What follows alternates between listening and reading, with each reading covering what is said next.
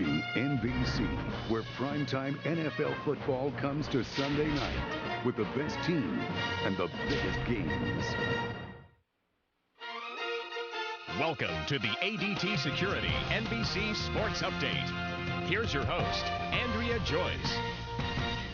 Welcome to our New York studio. Coming up in just a few minutes, we'll bring you NASCAR Nextel Cup racing from California. But first, some breaking news from the NFL. Super Bowl winning quarterback Ben Roethlisberger underwent an emergency appendectomy earlier today. It is not clear how long he'll be out, but he will definitely miss the season opener 4 days from now against Miami. It's been a very difficult summer for Roethlisberger, who was involved in a serious motorcycle accident back in June. Charlie Batch will start in his place against the Dolphins. More NFL news now. Chargers starting linebacker Steve Foley was shot by an off-duty policeman early today in front of his suburban San Diego home. Foley's condition is not known at this time. The early morning shooting reportedly occurred following a traffic incident. Well, it was an emotional day at the U.S. Open in New York as Andre Agassi's storied career came to an end. Third round match today against German qualifier Benjamin Becker, and that was match point. Agassi, who has been battling a chronic back problem and much younger opponents, falls in 4 sets. And that's when the emotions really started to flow. Agassi overcome with emotion as the adoring crowd gave him an 8-minute standing ovation. It was Agassi's 21st consecutive appearance at the Open. This was Agassi's moment, but he used the stage to thank New York and all the fans. The scoreboard said I lost them, but what the scoreboard doesn't say is what it is I have found. And over the last 21 years, I have found loyalty. You have pulled for me on the court and also in life. I've found inspiration. You have willed me to succeed, sometimes even in my lowest moments. And I've found generosity. You have given me your shoulders to stand on, to reach for my dreams. Dreams I could have never reached without you. Over the last 21 years, I have found you, and I will take you and the memory of you with me for the rest of my life. Thank you. Without question, Agassi will be missed not only in New York, but throughout the tennis world. And there was other tennis today. Number 9, Andy Roddick won a 5-setter over Fernando Verdasco of Spain. Roddick will play Benjamin Becker tomorrow. Second seed Rafael Nadal beat Wesley Moody of South Africa in 4 sets. Nadal advances to the 4th round for the first time ever at the U.S. Open. And American Lindsay Davenport survived a scare, saving 2 match points before winning in a 3rd set tiebreak. And that's all from New York. Enjoy our NASCAR coverage. This has been the ADT Security NBC Sports Update. ADT Security Services, the world leader in home and business security.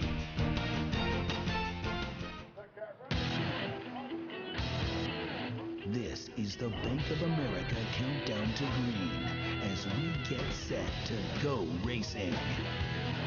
The 2-mile California Speedway has provided NASCAR fans with a long list of recognizable winners in a short period of time. Jeff Gordon, Mark Martin, Jimmy Johnson, Kyle Busch, and Matt Kenseth are just some of the stars we've seen shine on this track. Today, fans have come here knowing just 2 events remain in the race to the chase, and not everyone will get in. They're here to cheer their favorite driver one step closer to a run for the championship. The rush for racing gold has come to the land where everything glitters, unless you're 11th in a 10-man race. A summer of speed and excitement has made the turn into September. Left behind in a blistering path toward racing's grandest prize, you'll find the flickering dreams of those that had raging expectations, and those that have finally seen the flame go out. But Matt Kenseth is on fire, black and white hot, with back-to-back wins at Michigan and Bristol, and already locked into NASCAR's championship chase. Kenseth won at California in February. He's a past series champion and is showing everyone he has all the tools to do it again. Right now, everyone is still chasing this California kid. Number 1 in the standings and locked into the chase. But he's still chasing his first championship. Behind Johnson and Kenseth, a race for points and positions. NASCAR's brightest stars and biggest surprises, all poised to lock up a playoff berth. 9 men separated by 219 points. 8 of them will make the chase. 1 could get shut out. NASCAR has come to California with the races counting down and the pressure building up. Don't pay any attention to what the calendar says. For the stars of NASCAR, this is Labor Day.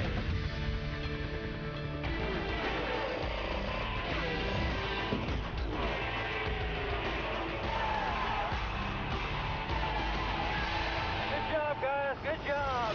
NBC Sports presents NASCAR. Today, it's the NASCAR Nextel Cup Series, live from the California Speedway in Fontana, California. Hi, everybody, our NBC Race family. Happy to be here. Thanks for sharing part of your holiday weekend with us. This is the Bank of America Countdown to Green. I'm Bill Weber. Talk about playoff pressure. Right off the top, we did the math so you wouldn't have to. The maximum point gain possible in one race is 156 points.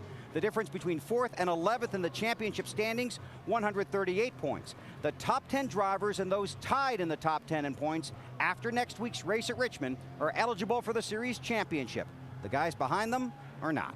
2 races to secure a run at a professional dream, the Nextel Cup. Jimmy Johnson and Matt Kenseth are locked in. If Kevin Harvick finishes 3rd or better today, he's in. The flip side of that is Harvick could also leave here 10th in the championship standings. All the positions 4th through 11th could change. If you are 191 points ahead of 11th after this race, you're in. If you are 157 points ahead of 11th, you lock in by showing up at Richmond next week. I know it's complex, but it's a lot of fun, and we'll walk you through it all night. The guys in the graphics truck are loving it. I've never seen so many slide rules and pocket protectors in my life. And just to keep things honest, 12th place Greg Biffle and 13th place Carl Edwards are still mathematically alive, but would need a small miracle to make the chase. But this is Hollywood, and speaking of that, no one has a more unlikely story of success than the defending champion of this race, 21-year-old Kyle Busch. Tomorrow, the headlines will say Busch won at California. Here it is. But it'll be Kyle Busch. Kyle Busch wins at California. Yeah, get it, get it, get it.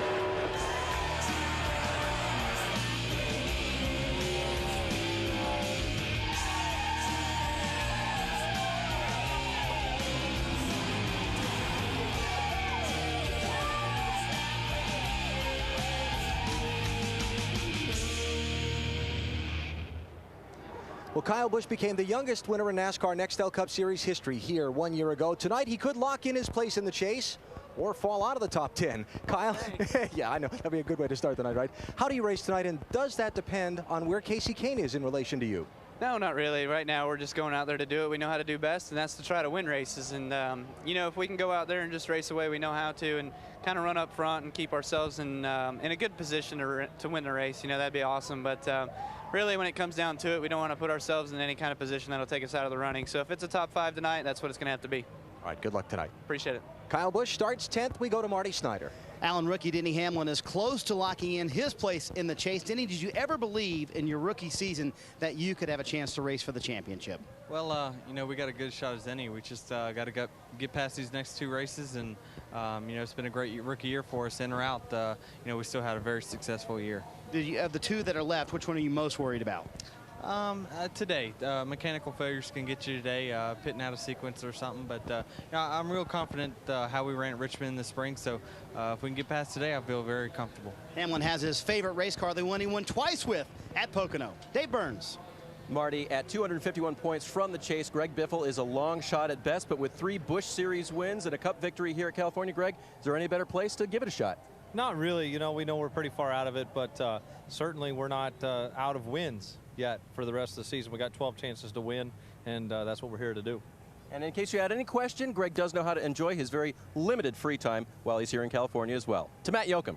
Dave, if Carl Edwards could just throw out a couple of those 100-point costly mechanical failures earlier in the season, he'd be able to lock himself in tonight as well. But 261 markers out of 10th. Do you approach tonight, Carl Moore, looking ahead to 2007? Yeah, they weren't all mechanical failures. We only had one of those. Most of them were driver failures. But we just had some bad days, but our Office Depot team, we never give up. We got a great team. We've been running well, but we'll just focus on 2007. You know, I mean, you never know. Things, you know, stranger things have happened, but we could still be in it. But the biggest thing we're going to do is focus on next season, try to get some wins before the year's out. And what a great place to kind of get back in roll, get that momentum back going. He's never finished worse than 6th in a Cup car here in Fontana. Bill? Thanks, Matt. Carl finished 43rd in the season opener Daytona 500. Points he may not be able to make up the next 2 weeks. That's the first lap. Here's what's coming up on the Bank of America Countdown to Green. Casey Kane comes to Fontana needing to race his way into the chase. His weekend in California began with a night of fun with some friends from the Nextel Cup Series. Kevin Harvick is back in California, his home state. This weekend he has a chance to make a home for himself in the chase. Matt Kenseth has already clinched a spot in the championship chase for the 3rd straight year. He races into California looking for his 3rd straight win and the California season sweep. And we'll talk with championship contender Mark Martin coming up on the Bank of America Countdown to Green. Bank of America Countdown to Green. Brought to you by Monte Carlo SS. Now with the legendary small block V8 and American Revolution. By Valvoline's Max Life, which outperforms conventional motor oils in helping extend engine life. And by Bank of America. Experience higher standards in checking only from Bank of America. Pleasure to welcome my colleague Wally Dalla back to the Bank of America Countdown to Green. You just heard Denny Hamlin talk about it. This is a fun place for drivers, but the engine builders probably don't sleep the night before this race. It's pretty much a nightmare for them because this place is so hard on engines. I mean, you're up on the RPMs all the time. You're really not out of the throttle that much, so it does hurt the engines. That's what these guys are sweating right now. Mechanical failure. Dale Earnhardt Jr., a perfect example from 1 year ago. Right. I mean, this was the race 1 year ago where they pretty much said, that's it. This cost us a shot at the chase. So these guys have seen some engine problems, and like I said, it's in the back of their minds. Okay, let's take a look at some of these drivers coming in here trying to get as many points as they can, starting with Earnhardt, who needs a good finish here tonight. Yeah, I mean, if you look at their past runs here, some of these guys don't have very good finishes, so it comes at a bad time. I mean, Earnhardt Jr., you look at it, his average finish is 29th. So this isn't one of his favorite places as far as his finishes go. So, yeah, he needs a good top 10 run. Casey Kane went to victory lane last night, needs to do that tonight. You know, all Casey Kane needs to worry about is just winning races right now because he can't control where the other guys finish. So all they have to do is go out and win the race. He does have a good record here. He has some good finishes here. Obviously, last night they won the Busch race, but look at this. Second, they had a little bit of a problem in February 2005, but they've been in the top 10 every time except for that one.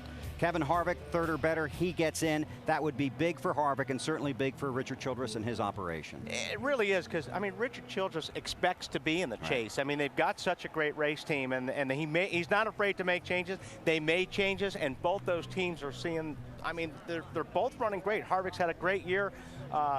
Burton obviously is having a really good year, and you know, they should have won some races this year. Right. And I think they're still going to win some races. Although you can see the pressure on Burton's face and these guys. They want to be in it so bad, and they're feeling that pressure. But I think they're both going to be in it at the end of the day. You walk through the garage area talking to these drivers, and it's not necessarily what they say, it's almost what they don't say that you have to listen to. They almost have a zombie look to them because that's all they're thinking about. And you could tell the pressure and the stress of this deal about making. Once Richmond is here and gone and the guys that are in, then they can start having some fun. I think the pressure getting into the chase is worse than winning the championship, and you can see it all over their faces. And that should make tonight's race pretty exciting. It's going to be, I think it's going to be a great race, and I think you're going to see some guys gamble a little bit, but it should be cool. All right, we'll look forward to it. I'll see you downstairs in a few minutes. All right, Wally Dallenbach will be joining us in the booth for the race tonight here at California. Brian Vickers would like to get to victory lane, looking for his first career win. Could it come tonight? We'll find out. The Bank of America Countdown to Green races on from California.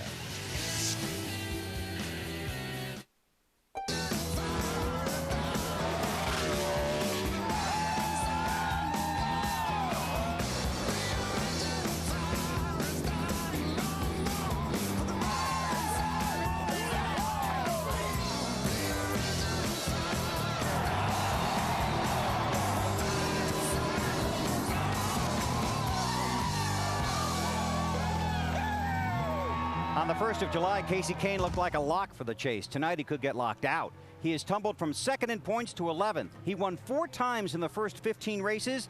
In the next 9 races, he has finished 22nd or lower 6 times and has just 2 top 10 finishes. Kane is a talented racer. He has a bright Hollywood smile and a strong female following, and he's all of 26 years old. Thursday night, he took some friends out for a drive in a race where the real winner was Charity. Dave Burns has the story. A guy working hard this weekend to get himself into the chase for the championship. One of the brightest young stars in NASCAR, Mr. Casey Kane. What is Casey Kane doing at a drifting event? We just thought it up. Thought it'd be fun to put together with the Casey Kane Foundation. It's a big deal to me to be able to try to keep that foundation going strong, raise some money for underprivileged kids, and get some NASCAR drivers involved. These guys are having fun, I think, drifting, and I know the D1 drivers are definitely having a good time, too.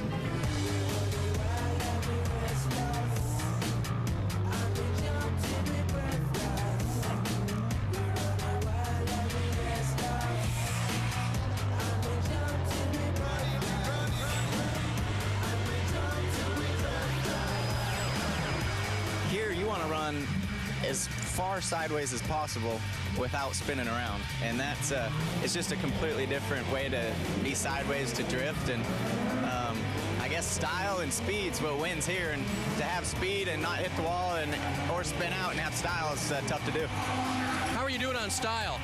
My style's pretty good. I just got to keep it. I go a little too far once in a while. What did you think when Casey asked you to come out and go drifting? Did you know what it was?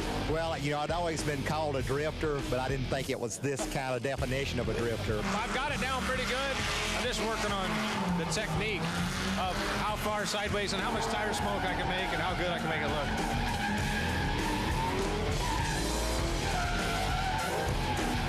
That second run was absolutely gorgeous. But what's weird is it's got a lot more grip on that corner, but the small corner where we keep spinning out is really slick. Yeah. It's like, Greg, you can ride with me when I go down, ride with you. And I went first, I did terrible. Greg did really good. His second lap, he nailed it, did good, so I'm not too good at it. But them guys all went to Charlotte and tested for a day, and he's been out here, and so that's my excuse. I didn't get as much practice, but he'd probably still be better than me. You all support various charities. Tell me how drivers help each other out by going to each other's functions. Yeah, I mean, it's something that we can lean on each other for sure. I mean, we try to support each other's charities so that we can get those guys to come to ours as well. And it's kind of an ongoing thing, you know, throughout the community. If we can do it and we got time for it, we definitely like to help what they're doing. And, you know, Casey's got a great charity this week, and we're happy to help. You come out for a night like this. Does it help to get away, or are you in the back of your mind just thinking the whole time, what can we do to get in this chase? It's definitely going to be a big weekend for us. We need to run well. I need to win, really. I mean, that's all there is to it. We need to win the race, at least lead laps and finish up front if we want to make the chase. We're running out of time.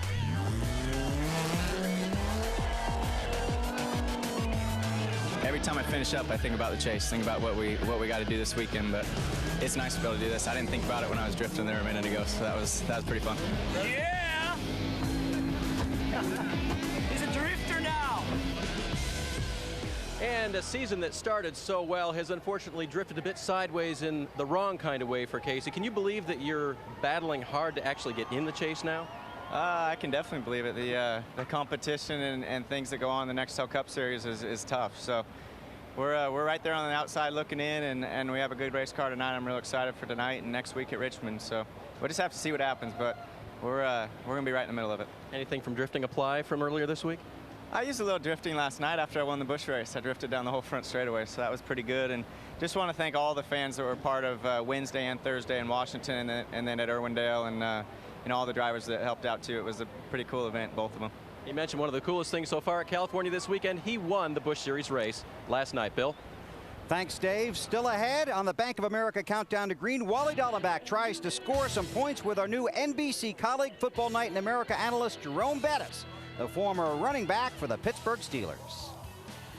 Now, where exactly did you get the nickname, the Bus? I got it at Notre Dame. The student body just started calling me the Bus, and it kind of just stuck with me, so I ran with it. This is our NASCAR's version of the Bus. Hey, the Bus, baby! They got some buses out here, I'll tell you that.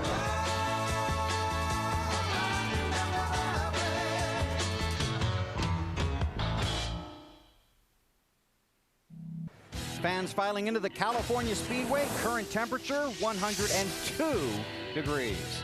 Mark Martin has enjoyed a remarkable career in Nextel Cup, but he has never been able to enjoy winning a championship. 4 times he's finished second in the standings. Maybe this will be Mark's year. After the first 12 races, many fans figured Mark was going to have another shot at the title. 12 races later, no one is sure. 2 weeks ago, he was 4th in points. Today, he is 10th in points. He made the chase the first 2 years and now is trying to make it 3 in a row. Mark Martin trying to get the victory today and get into the chase for the championship. He's with Alan Bestwick.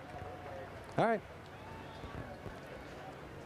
Well, Mark Martin is just about to cross the stage and get introduced to this large crowd here at the California Speedway. And so we'll catch Mark as he comes down the stage because we don't want to mess up his starting position, although he's well in the back of the field tonight. You know, Mark Martin talked last year about it being his last chance to win a championship in the NASCAR Nextel Cup Series. Then Jack Roush asked Mark to come back in the 6 car for another year in 2006, which he's done, and he has himself again in position to try and win a championship, though he is perilously close to that bubble. See Kenny Wallace crossing the stage being introduced, and Kevin LePage now being introduced, and we should see Mark coming out right now, and we'll probably get a great ovation from this crowd. A very popular driver.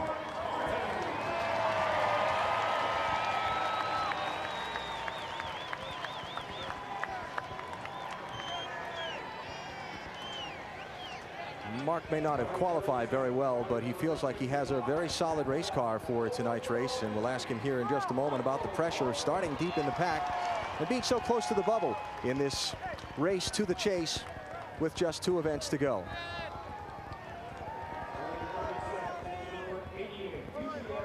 Well, Mark, starting back 38th in traffic tonight, just 90 points ahead of 11th place. How does your track position and your championship position affect how you race? We race the same. You know, unfortunately, we're going to be starting the back, but if our car's as good as we think it is, we won't be there long. So I feel real confident in our AAA Fusion. We're going to be good, I think, tonight. I'm not too worried. The Busch car was spectacular last night, and I really believe it'll be really good tonight, too. All right, good luck, Mark. Thanks. Mark Martin. Matt? Alan, 1 year ago, Tony Stewart came into Fontana, the championship point leader. Today, he sits 8th in the championship standing. So, Smoke, do you have your spotter, Mark Robertson, keep you abreast of the other chasers during the race? No, there's still 42 guys that we're trying to beat for a win tonight, and if we win a race, we don't have to worry about that side of it. We help ourselves out, but you know, I'm happy with our Home Depot car. We weren't very good yesterday, but you know, the conditions on Friday were a little bit cooler when we went on the racetrack, and I was really happy with it. So we're just kind of sticking to that plan right now and see what we got. Now, earlier this week, you were at a big charity event for your buddy Casey Kane. You took an e-ticket ride. Now, on a Smoke scale of 1 to 10, how big was it? I didn't get the e-ticket. The e-ticket's when you get the emergency room visit, but no, it was a pretty hard hit. We went to Skagit, Washington, which was awesome. It was great to be up there for Casey Kane and his foundation, and it was a lot of fun up there, but destroyed a brand new race car. Just had something that was broken the steering that caused us to crash, but it was a lot of fun. I just wish I could have ran more laps. So it was a lot of fun. Raised a lot of money for Casey and his foundation and had a good time. So I'm just glad we're having a good weekend this weekend so far, and definitely I got to stop and take a minute to thank all the guys at Mechanics, where they've been doing an awesome job with our guys this year, and not only the 20 car guys, but the guys on the 11 and the 18 also. So just want to thank everybody at Mechanics for this week. He's never won here, but he's had a lot of success. In fact, his best finished 4th on 2 separate occasions. Dave? Matt, Kevin Harvick finished 14th in the points last year, but with 2 wins and consistency this year, he spun that program around.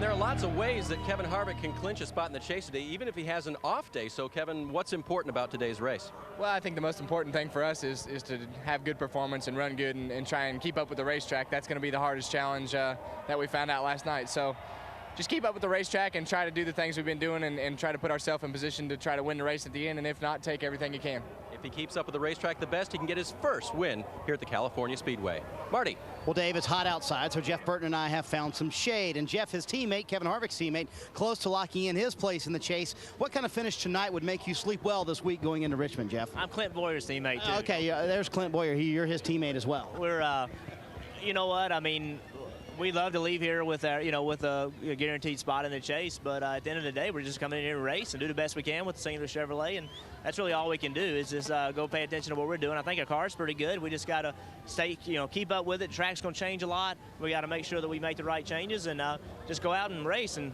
look at the points and the race is over. So now we've covered all three RCR teammates, I should say. Clint Boyer, Jeff Burton, and Kevin Harvick. Bill. Thanks, Marty. Wally Dallenbach has enjoyed a very successful racing career. He's a two-time Trans Am champion and a four-time winner of the 24 Hours of Daytona. Earlier this summer, he won the prestigious Pikes Peak Hill Climb, beating, among others, his brother Paul. But this week in Wally's world, driven by State Farm, he tackled one of the biggest assignments of his driving career. First, he had to wax the Madden Cruiser. Then he had to drive the bus.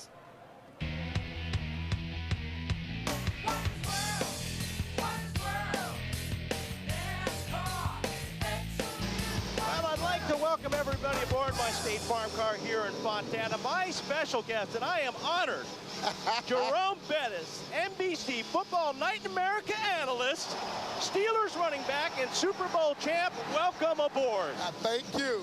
I'm glad to be here.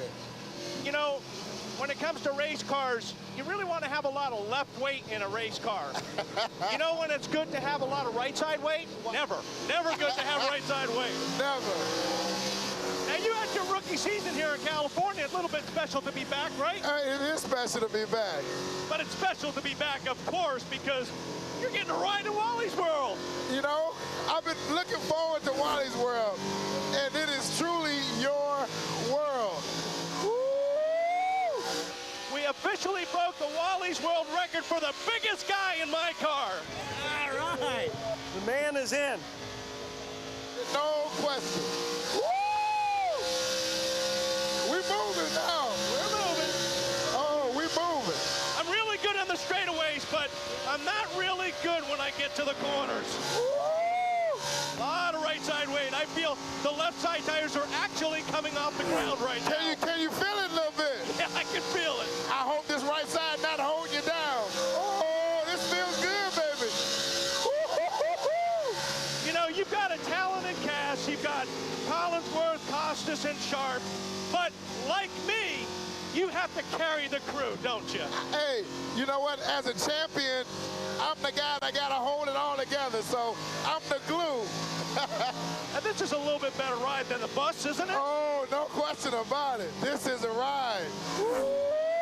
Yes, you made some controversial comments about former coach Bill Cowher, you know, losing friends quickly, but don't worry about that because I don't have any left either. Friends are very overrated. Very. I know you're in my world now. How would you like to take me out on the field and return the favor? You better believe, if I can get you, you're going down. Oh, you're going down. Hey, good luck this Thursday, buddy. We'll be all watching to see how you do. I appreciate that. I'll be back in Pittsburgh. It's going to be great. And you know what this is? You know what this is? That terrible town. Oh. Give me some room in case I got to run.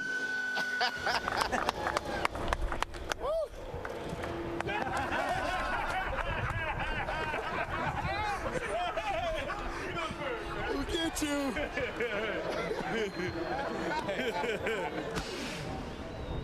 And the bus returns to Pittsburgh for NFL kickoff weekend. That begins with a Thursday kickoff special as the Pittsburgh Steelers host the Miami Dolphins. And as you might have heard earlier, quarterback Ben Roethlisberger underwent an emergency appendectomy earlier today.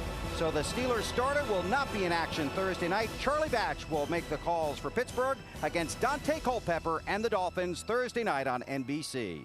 Sterling Marlin makes his 700th career start today. He qualified 27th. Ryan Newman has 12 career wins. He drives car number 12, and he qualified 12th.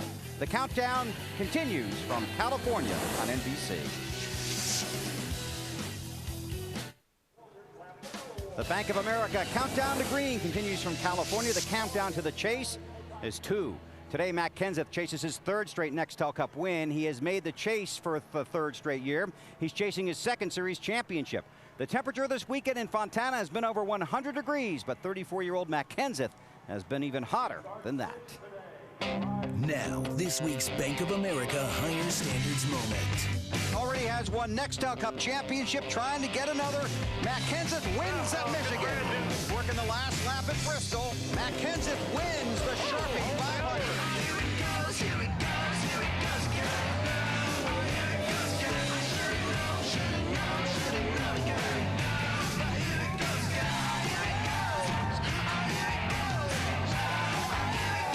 Last 2 weeks has been unbelievable. It's pretty cool. It's pretty awesome to win 2 in a row.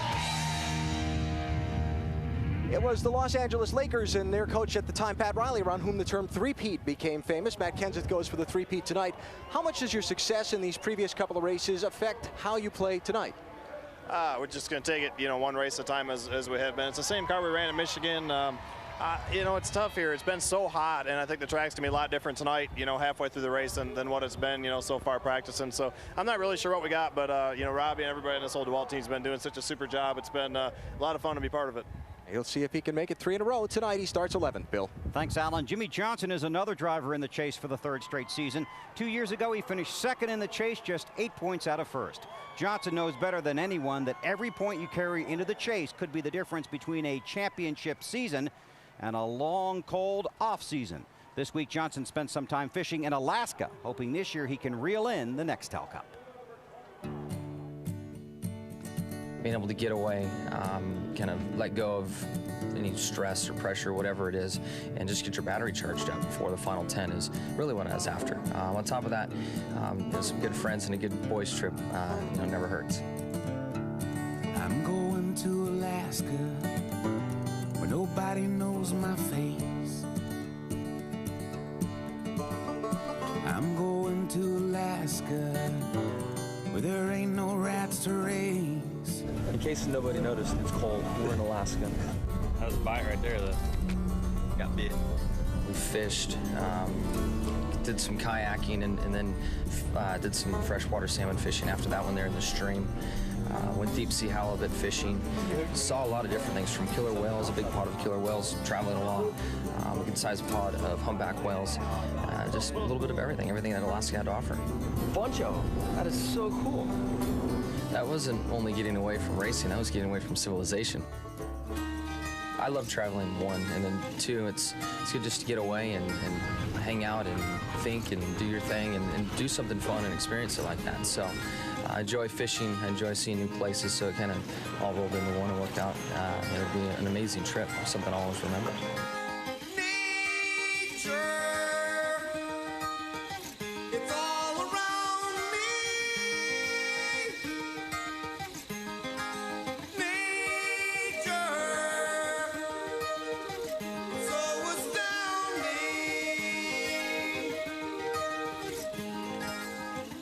A nice little tension breaker for Jimmy Johnson and friends. Now, Jimmy's already locked into the chase, so is tonight a good opportunity to gauge yourself against the 17 because they've had so much momentum lately?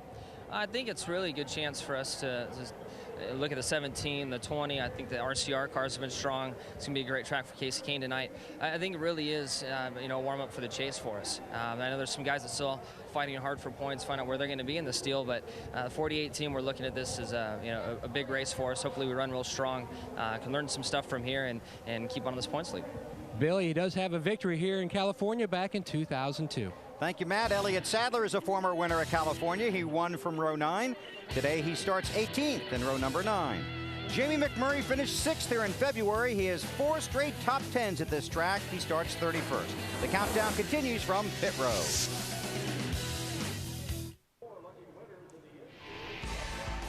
Bank of America Countdown to Green. Brought to you by Bank of America. Experience higher standards in checking only from Bank of America. By Little Debbie. Go to LittleDebbie500.com for your opportunity to win great racing prizes. Little Debbie, unwrap a smile today. And by Sharpie. Write out loud. If you can hold on, if you can hold on, hold on. The last of the bubble drivers. Dale Earnhardt Jr.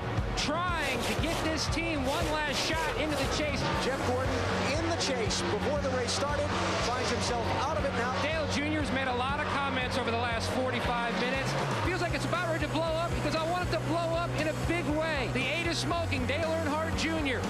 Cinderella Man season, and his chances at the chase right here, going up in smoke. Oh yeah, championship's been over for at least 80 laps, man. Our car was horrible. Glad it's over with. Here comes the rally. Jeff Gordon worked after this car all night. Remember, they went as far back as 30th at one point. It might be too late for the 24 now. Everywhere we go, we stink or we're good. Yeah, I have no idea.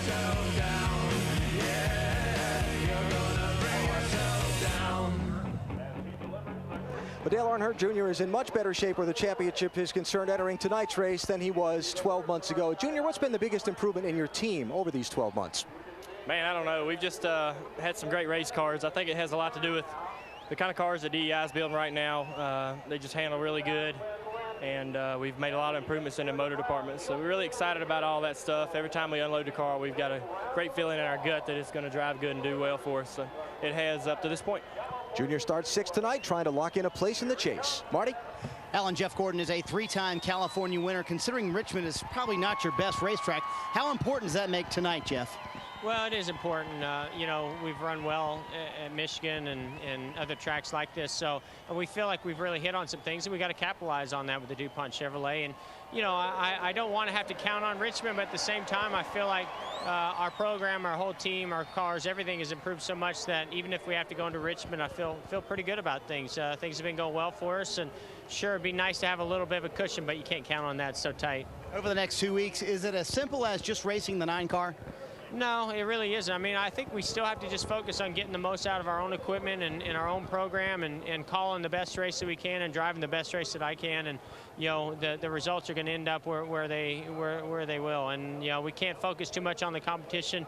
I think, you know, at Richmond, if it comes down to the final, you know, laps, then we'll focus on it then. And up until then, we're just going to get the best finish we can. Hendrick Motorsports has more wins at California than anyone with 5. Dave? Kurt Busch has the prestigious pole at California for the 2nd time this season. Kurt, after getting knocked out of the chase last week, is this any consolation? You guys going to have a good day? I hope so. You know, we're just ready to just let it rip. You know, we tried some things in practice, and we don't know really what we have right now because we've wanted to try these things. And so I think it's going to be a great night for the Miller Lite Dodge. Starting from the pole, we've got the best track position we need, and now we just need to see what this new setup brings us, whether we can run the high side or low side. We don't know. We're just going to go let it rip tonight and see if we can get a win. And you tried to keep your team motivated this week after last week's disappointment? You know, we're not disappointed we missed the chase. It really lends into getting developed for next year and what we can do right now, which is see what we can try, because we never really wanted to step out of the box recently. We wanted to do the things we knew. Now we're going out of the box. We'll see what we can get. So it's a blessing in disguise. That's the word from Kurt Busch. The countdown is at 0. The pre-race ceremonies are next.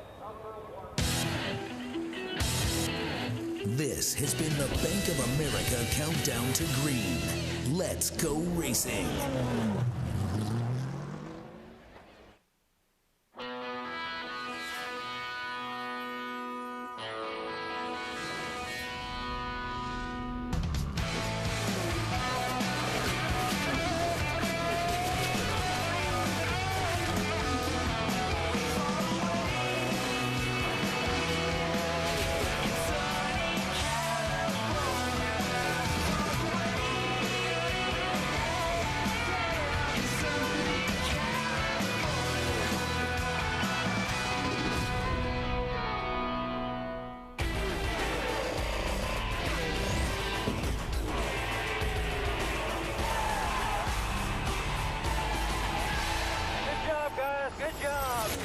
NBC Sports presents NASCAR.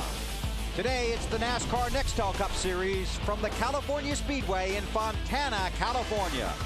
And welcome to sunny California. Sunny, hot, and windy California. Temperature about 102 degrees. The sun expected to set a little after 7 o'clock local time. 10 former winners in today's race. They're all lined up along pit road. Let's go trackside now and join the pre-race ceremonies.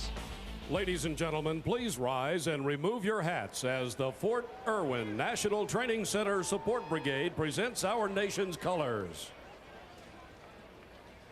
Please remain standing as Jeff Hamilton from Motor Racing Outreach delivers today's invocation.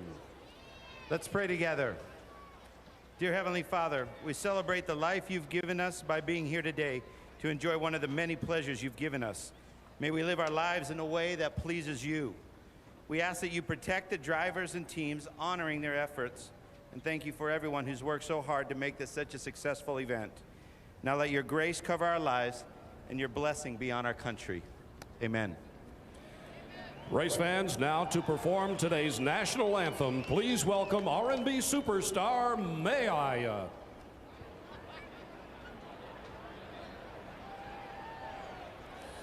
Oh, say, can you see but the dawn's early light, what so proudly we hail at the twilight's last gleaming, whose broad stripes and bright stars through the perilous fight o'er the ramparts we watch were so gallantly streaming, and the rockets red glare, the bombs bursting in air, gave proof through the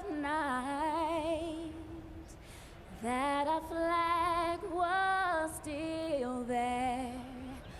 Oh, say, does that star-spangled banner yet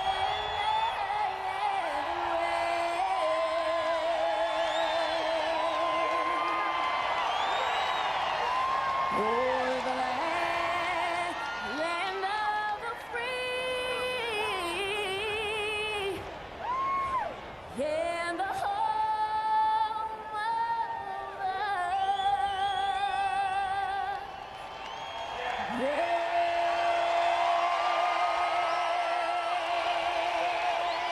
Let's hear it, race fans.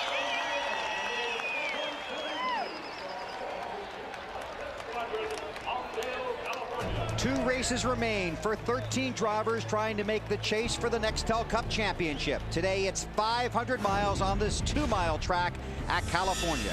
When we come back to Fontana, we'll have the command. You're watching NASCAR on NBC.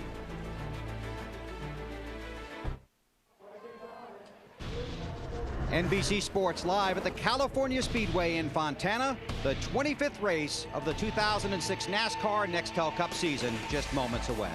Hi everybody, Bill Weber along with Wally Dahlback. Thanks for having us in for the race. Our partner Benny Parsons continuing his treatments for lung cancer. Benny had a very good week and he expects to be with us next week when we race in Richmond, Virginia. Benny, you'll enjoy watching this one. It's a fun track for the drivers. It's smooth, it's fast, it's flat, but the engine builders, as we talked about earlier, they have their fingers crossed, basically. Yeah, this is a nightmare for them, really, because it's a hard on inches because you're on the gas all the time. You don't really give the RPMs a break. This is a very fast racetrack. A lot of guys had problems here in the past. I mean, Biffle dominated this race in the spring and blew an engine, and that's what these guys, the drivers, are worried about. It's an easy track to drive. Here you see Tony Stewart, same problem. It's not, for the drivers, it's a fun racetrack to drive. It's an easy place to drive, but the engine builders are sweating. It's been a fun weekend to be in the garage talking to these drivers because you can feel the pressure, and it's not just the drivers, it's the crew chiefs and the entire team surrounding them. Yeah, and it's not fun for the drivers, especially the guys that are trying to get in the chase. You can see the looks on their faces. I mean, they're almost like zombies. They're under so much pressure and so much stress to get in this thing. They know that this race in Richmond's very, very important, and they're just tore up inside. This is an important deal. Casey Kane, he's just got to go out and win this race, and because he can't control what some of the other guys do that are in the chase, he's just got to go out and get really good finishes. Greg Biffle and Carl Edwards are in the same situation, long shots, but they have to race hard, finish up front. But for some of the guys that might be able to settle for a fifth-place finish to protect their position, that could open the door for some of these younger guys looking for their first win, like a Brian Vickers or maybe Clint Boyer. Yeah, I think so. I think it opens it up. I think all these guys are going in at the start of the race thinking they're going to try to win the race. But as it gets further into the race, if their car's not handling too well, they're going to start pylon racing. They're going to start looking at the pylon. They're going to start seeing where their competition is, where they need to run to help get their shot in the chase. race. But like you say, Vickers, some of these guys, they like it because they're going out. They got nothing to lose. They're going out to win this race. That's all they have to worry about. Surrounded by a bunch of support. Should be a fun evening of racing here at the California Speedway. Glad you're along for the ride. Right now, let's take you trackside and get the command for tonight's race. Race fans, it's time now for the most famous words in motorsports. Please welcome our Grand Marshal, Sony recording artist, Kelly Clarkson. Gentlemen, start your engines!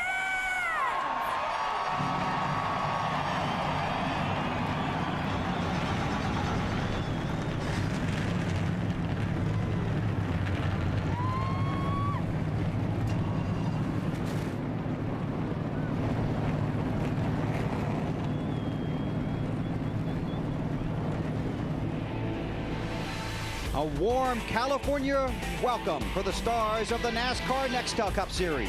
Now they face 500 miles at the California Speedway. When we come back, we'll take you through the starting grid and throw the green flag in Fontana.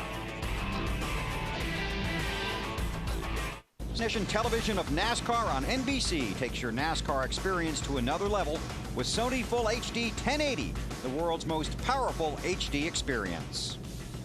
Budweiser, the official beer of NASCAR, is the proud sponsor of the Budweiser Pole Award, given to the fastest qualifier at each NASCAR Nextel Cup Series race. Budweiser congratulates Kurt Busch, his 5th pole of the season. We will see him in the Budweiser shootout when we get to Daytona in February. Here's the starting grid for tonight's race at the California Speedway. Kurt's on the pole, next to a guy looking for his first win, Brian Vickers. A lot of guys looking for the first win here. Row 2. Clint Boyer on the inside. On the outside, good run for Scott Riggs. Martin Truex Jr. is in row 3, next to his buddy Dale Earnhardt Jr. In row 4, this guy's been knocking on the door this year. Jeff Burton, Denny Hamlin on the outside of row 4. The guy 11th in the championship standings, Casey Kane trying to get into the top 10. Kyle Busch trying to lock up a spot in the chase for the Nextel Cup. Row 6, one of the hottest guys of late. Matt Kenseth on the inside. On the outside, Ryan Newman. Joe Nemechek starts lucky 13th tonight next to Jeff Gordon. We heard from him in the pre-race. Wants to get it done here at California.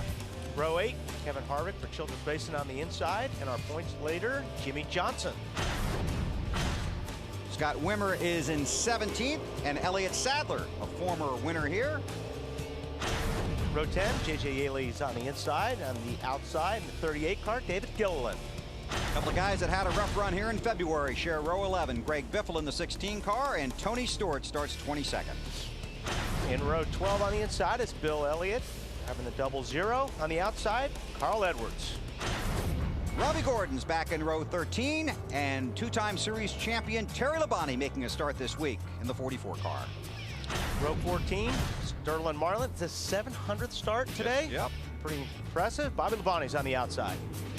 Ken Schrader's going to have to drop to the back for an engine change. He's in the 21 car, and Jeff Green will start in the 30th spot. Row 16 on the inside, Jamie McMurray. On the outside, David Stremme. And as we take a look at the rest of the starting grid for tonight's race here in California, let's have Wally jump on the radio. Who's waiting for you out there? I think Jeff Burton's going to talk to us. We'll see if we can reach him.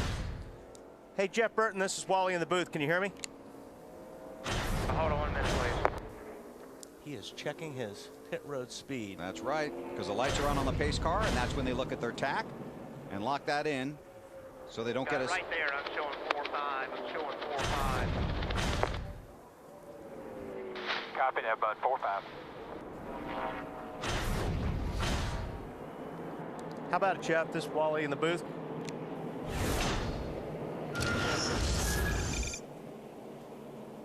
You 10-4. You got 45 right there behind the pace car. Copy that.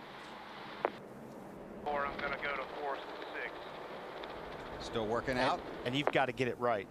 10-4. These guys do not want to get hung up on, for pit speed violation. I think Jeff Burton did. Yeah, that's right, and he said we had to be more conservative in future races to make sure we don't get hit with that pit road speeding penalty. Getting the wheels. Hey, Jeff, this is Wally one more time. Can you hear me up here in the booth? Yeah, 10-4, I got you. Yeah, you want to get that pit road speed really, really get down, don't you? Yeah, it's really important. If you don't get down there fast enough, they all leave you. If you don't get down there too fast, you get penalized. So you got to make sure you get it right. How about your car tonight? I know, you know, the best time to be in the car is now. I mean, you think about the chase all week long when you're out of the car, but when you start the engines, you're ready to go. You got a good race car tonight? Singular Chevrolet is pretty good. Yeah, this is the best time of the week. I've not felt very good this week. Every time I roll over in my car, I feel good, so I'm glad to be in here. How's that sun looking down into turn 3? I see you got some dark tear-offs on your helmet.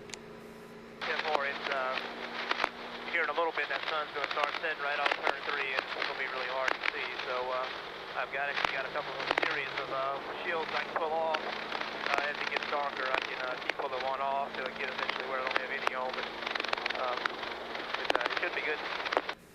Well, you guys are due. You've been knocking on the door. Good luck tonight. Buddy, I appreciate it. Jeff Burton, field still under the control of the pace car. Final stories from pit road. That'll be a busy place tonight. Let's start with Marty Snyder. And Bill, at the back of the pit road is where Mark Martin will pit tonight. He starts 38 and he hopes to be going somewhere tonight, especially to the front of the field. Mark says the car is very good. Many teams said in the garage area this morning he was one of the cars to beat. The key, getting through that traffic cleanly. The thing they would love to get rid of is their consistent inconsistency of late. Since middle of July, they finished top 5 every other week. On schedule, this should be a top 5 finish this weekend. They're hoping they can continue that momentum into Richmond next week. Dave? Marty, the 17 team has been consistently on a roll. Winners of the last 2 races and looking good here at California once again. Remember, last year they were the winners at this race. They're peaking at the right time for the championship and for this racetrack. And if they win again, it'll be a rendezvous with Victory Lane once again. Matt? Day for the 3 guys sitting in the bottom of the top 10. They're hoping for a BP, huge bonus point kind of night. Now, Dale Earnhardt Jr.'s never won here, but he's hoping to capitalize on that strong qualifying effort. He wants to stay below the radar. Don't make any mental mistakes on the racetrack or his team. No mistakes here on pit road, but he doesn't want to leave this place here in Fontana, saying to himself, man, oh man, what did we leave in California? Instead, he wants to walk into Richmond, the final race before the chase, and say he's got a 100-point cushion. Davey. There have been 2 races on this speedway already this weekend, both won by the car wearing number 9. Casey Kane wearing number 9 hopes to continue that streak tonight. Casey says he's going to do all he can to bring his car home in one piece, hopefully with a top 5 finish and a point gain on those he's trying to displace in the chase. And if someone's going to roll the dice and gamble on a fuel mileage win tonight, 9 might not be a bad bet to make. Bill? Thanks, Alan. You guys have a great night down there. Enjoy the race. To see the entire pit road map, go to NASCAR.com and click on Pit Map. And that's something you'll want to have tonight. A lot of room down there on pit road, but a lot of guys stay on the lead lap here. And it could get tight when they all come in together. Lights are out on the pace car. A flat, fast, smooth 2-mile track. 500 miles here in California. Start in the sun and end up under the bright lights of Hollywood. The green flag's in the air. NASCAR is racing on NBC.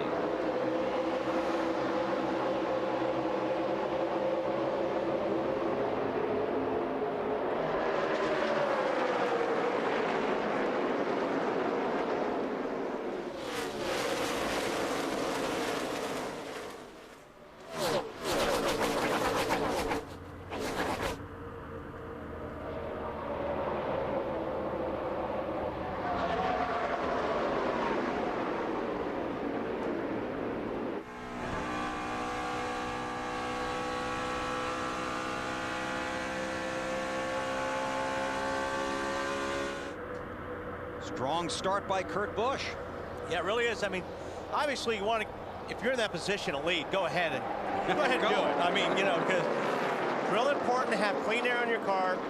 This is one of those racetracks where you'll see a lot of drafting on the straightaways, but you'll see these cars spread out in the corners because you don't want to get that into that aero situation in the corner. So you see guys just, they get to the corners and just they all fan out. They're all looking for that air, for that downforce. Push those Goodyear tires down to the racetrack and get some grip. Scott Riggs is stuck in that high groove, getting passed on the inside. That's Truex Jr. going by him. You see the colors on the ticker. Green indicates guys that are in the chase. The yellow, the guys on the bubble, like Casey Kane in 11. The red, drivers eliminated, but are still racing for the win here in California tonight.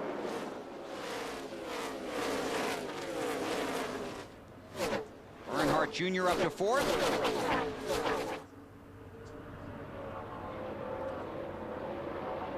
Pit Road Report on Jeff Burton from Allen Bestwood. Bill Jeff Burton, very loose, very relaxed when I talked with him earlier this afternoon. He's had some troubles finishing races the last couple weeks, not falling out of them, but running up front, leading laps. Wow, that was close. And not being able to get the win. It's been a long dry spell. Burton says they think they understand what their issue's been in the final laps of races. They hope to come away with the big trophy tonight. Scott Riggs has his hands full. Well, he did after Burton took the air off the spoiler. And like I said, it's one of those places where everything is very aero dependent. You can get underneath the guy. We saw a lot of loose race cars last night. This track right now is slippery, and I mean, you'll see a lot of guys being loose right now. Look at how bad the sun is going into 3. That's what these guys are fighting. It's out of Jeff Burton's car, and what you do is you have a clear visor on your helmet, and then you put these dark tear-offs on. So it's like having a smoked visor, but when it gets dark and you get those visors off, you'll have a clear visor. There's Riggs in the 10, Casey Kane right behind him, Matt Kenseth in the 17 on the inside. And you're drafting here. I mean, straightaways are long, it's fast. If you've got 3 or 4 cars that are lined up on the outside and you're the only guy on the inside, you're not going to pass them. You're going to get past. You talked about the engine builders on the countdown to green. The wind here blowing down the front stretch from turn 4 to turn 1. That's where you turn the most RPM. They're really going to be hustling down the front stretch, going into the wind down the back stretch. Yeah, you look at the RPMs, a lot of RPMs. They don't really drop in the corners. So you're, like I said, you're getting out of the throttle, but you're carrying so much speed here. You're always up there on the RPMs. You got something on 24, Matt? Well, you see him running in line there, Wally. Now, he, like a lot of other drivers, he's got those dark tear-offs on his windshield. You see him dive to the bottom. Now, the big thing about tonight, Steve Letarte told me, they just need to keep their car in contention until the sun goes down. Then they feel like it's game on from that point on. And keep in mind, Gordon has 3 wins in the Coca-Cola 600, a similar type race where we start out in the daylight and then we go into the darkness. He seems to excel at a place where you've got to stay ahead of the racetrack. All the practice here for the Nextel Cup Series was done much earlier in the day as opposed to the start time for this race. I'm just pointing out, look at the hood of the 17 car, right where the W is. It's like it's sucked down around the air cleaner. I don't really see that on a lot of the other cars, but you could really notice it when it's down on when it's coming down the straightaway. See if we can get a better shot when it comes down the straightaway. So you'll see it'll be sucked down right on the W. See how it's sucked down on the air cleaner? Mm-hmm. Kind of strange. That gives him more front down force. Hey, he's running pretty good. 10th spot right now. More on Kenseth from Dave Burns. And interestingly, Wally, when they were going through tech today, they were banging on the front end of that with the hammer. Apparently NASCAR didn't like something they saw with the valence there. A lot of guys tried to go through there with a little extra kick out on the front end, but they did have to modify it just a little bit before they were allowed to compete today. Yeah, it looks like the hood's just really thin. You can see it popping up and down. Running pretty good, like I said. There's Jeff Gordon took that spot away from Kenseth. They did all their practicing at a time much different than the hours the race was going to be held at. A lot of guys in the garage were very upset about the practice schedule here as opposed to the race. These guys really don't know what they've got because they haven't been on this track under these conditions. Yeah, I don't even know why they have a practice session in the middle of the afternoon, and there's a lot of guys did not run that practice session because the track temperatures were going to be 25, 30 degrees hotter than what they were going to be racing. Hey, let me tell you something. That completely changes the handle of your car, Alan. And Bill, that's exactly the message that Kenny Francis, the team director for Casey Kane, told me today when I talked to him about if he was able to anticipate changes he would be able to make to his car as the sun set. He said, we literally have no idea what to expect tonight. We're just hoping we make the right adjustments. He feels like with his car's handling, as the sun goes down, it's going to lose rear grip. And that's what they're going to be planning for, but he said, really, we don't know. One driver said it was like looking at a golf course in the middle of the night, then having to tee off the next morning when the sun was out, not knowing what you were going to get. Robbie Gordon has spun. Hey, right there where you're at. In front of a lot of cars. Sure did. Looks like he's got a left rear flat, but we can't tell if that happened during the spin or before the spin. Doesn't look like he hit anything, though. Says he has a left rear flat, so he heads down pit road. First caution of the race. Fuel mileage is always a huge factor here at California. Only 9 laps complete. And we'll see how the guys up front are going to play it. They're more than likely to stay out, but the guys at the back will come for fuel. You can see that there was the center section of the tire ripped off, like Yaley's tire last time, the Busch car. He may have made contact with somebody that ripped that tire. A lot of guys do a good job missing that.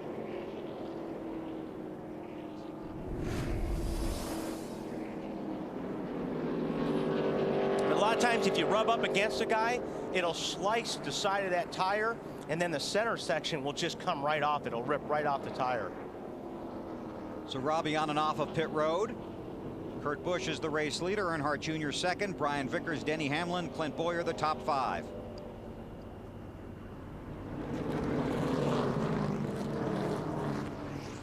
They work down the long backstretch here under caution. Been a frustrating year for Kurt Busch. I was surprised to hear him say that they weren't disappointed they didn't make the chase, and a lot of that's been going on in the garage this week, and the drivers are telling you one thing, but it's really what they're not saying and what they're feeling that you have to read into their comments and their quotes. Trust me, they're disappointed, but what he's trying to do is say, okay, hey, listen, we didn't make the chase, so we're going to make the best of it. We're going to try some things between now and the end of the year and come out, you know, Daytona swinging. So they'll experiment during this race, so when they run here in California early next year, hopefully they'll have a strong run and put themselves in a good position early in the season. Pit road is open and everybody coming. Marty. Bill Ryan Newman started 12th. He's made his way up to the 9th position. The car's a little bit tight when he gets back to the gas. Now these guys, like an NFL team, have named their pit stops. The play called now is called Cage Fighter. 4 tires, no changes to the chassis though for the 12 car. Dave? 2 tires on the right side for Matt Kenseth. They're going to try that early, see if it works. He also wants a track bar adjustment. His car is loose. Matt. And Dale Earnhardt Jr. in the 8 car started 6th, currently in the 2nd position. No changes for Jr. Says the car is neutral and likes it. AB. Kurt Busch's team has already made an adjustment to the crossweight on their car, feeling like they might give up a little track position with teams taking 2 tires. Looks like they might have had a little trouble on that stop. Cost them a couple of spots. A lot of traffic down there on pit road. Let's take a look at the Nextel race off of pit road. Casey Kane picking up 5 positions. Various strategies going on here early at California. Under caution in the Sony HD 500 live on NBC. NASCAR Nextel Cup Racing from California Speedway is brought to you by Budweiser, the official beer of NASCAR. This is Budweiser. This is beer. By Team Chevy and the 2006 Monte Carlo SS. Now with the legendary small block V8 and American Revolution. By Nextel, only from Sprint. Get closer to the NASCAR Nextel Cup Series with Nextel. And by Allstate, official insurance sponsor of NASCAR. Casey Kane is the race leader after taking just 2 right side tires.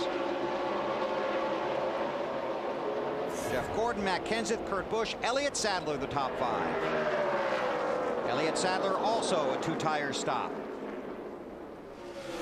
And you will see pit strategy throughout the day. We saw it in this race a year ago. We saw it in the spring. How you manage your tires and how you control your fuel mileage. Big factors here at California. Denny Hamlin in the 11, Dale Earnhardt Jr. looking under Elliott Sadler. If he can see. The sun is really bad in that situation right now. It's probably the worst it's going to be.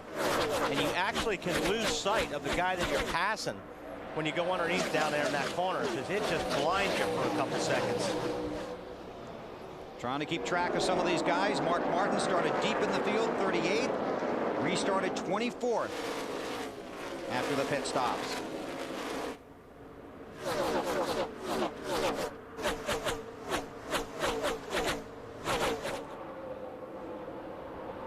Jeff Burton. Trying to get 7th away from Sadler. Looks like he's going to do it. And Sadler slides up the racetrack a little bit. 4 tires instead of 2. Yeah. More on Sadler from Marty. And Bill, that was a 2 tire stop last time for Elliott Sadler, as you reported. And they had some problems yesterday yesterday and practiced the car extremely tight. In fact, Elliott would say the car was bouncing around on new tires. So what they did this morning, they put their teammate setup on. Casey Kane trying to make the car a little bit better. I asked Elliott, I said, can you drive the same kind of setup Casey Kane can? He said, I have no idea, but we're all going to find out together. And that's something these Evernham teams have been working on. Jeremy Mayfield really didn't want to try and drive a Casey Kane setup, and they weren't getting a lot of exchange of information. And Elliott Sadler, when he went over there, said, I'm going to try it, see how it works out. Whoa, man, Kurt Busch drove in there, got the car sideways underneath the 24.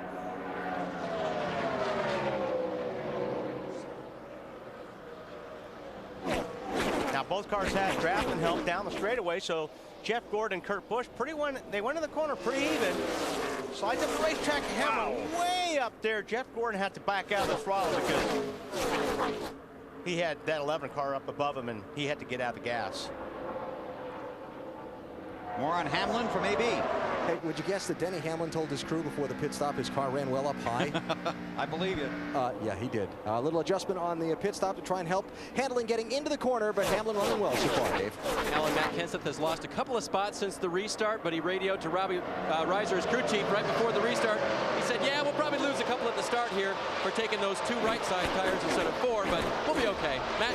And Jeff Gordon's dropped a few spots. He just told his team on the radio the car is good everywhere, but he still needs a little help on exit of the corner. Gordon was tight before that pit stop. He took 2 tires to move him up a few spots. Gordon behind Kenseth. On board with Gordon. That sun's going to get brutal, isn't it? Yeah, it really does. And I mean, it's hard to explain, but I mean, you really get down that corner and you can't see for a second. Oh, 17 is off the pace. I don't know if he just slid up the racetrack and had to jump out of the throttle. That's what it looked like because he's back up to speed now.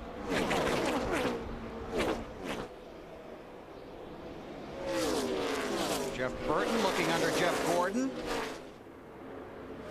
Man, these guys are really moving around. These cars are really sliding around right now. Look at how bad that sun is.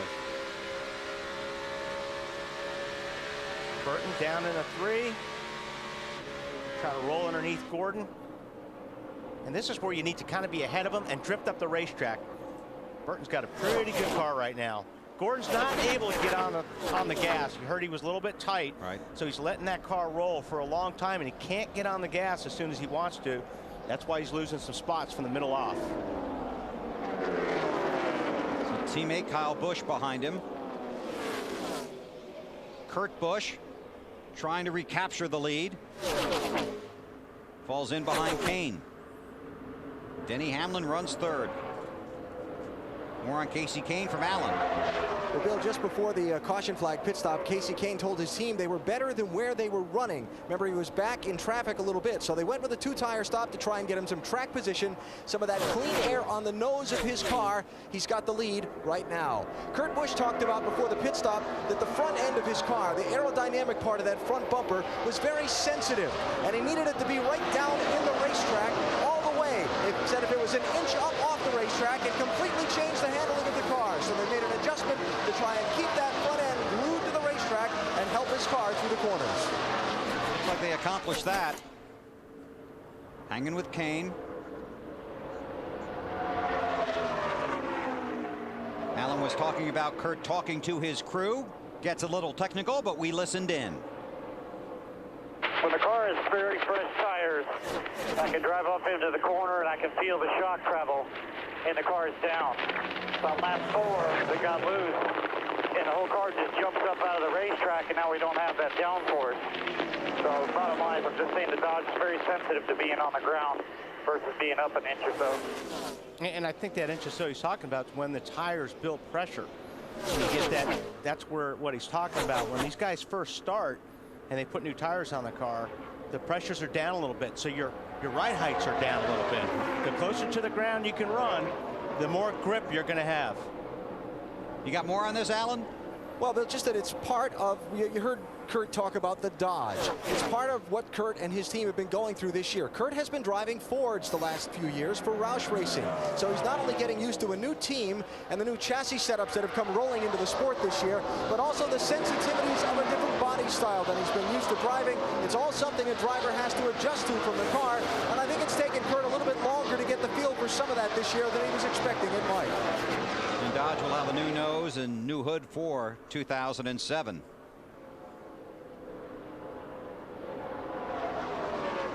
Matt Kenseth is second in the championship standings. Is dropped back all the way to 10th. Dave, what's going on with Kenseth? Well, Matt came on the radio right after you guys noticed that he had fallen back, and he said, "What was that?" The spotter radioed back, "We'll go have a word." And then Matt said, "Guys, the next time that happens, there's going to be a big wreck." Obviously contact with someone, not sure who, but it set him back. Well, let's see if we can't find out who he might be talking about. It's a few laps ago. Kenseth in the 17. Well, he just got a little bit loose up there. I mean, the 31 wasn't really close enough to take the air off. I mean, it didn't help, but it looks like he just got pinned up there and the car got loose. Dave?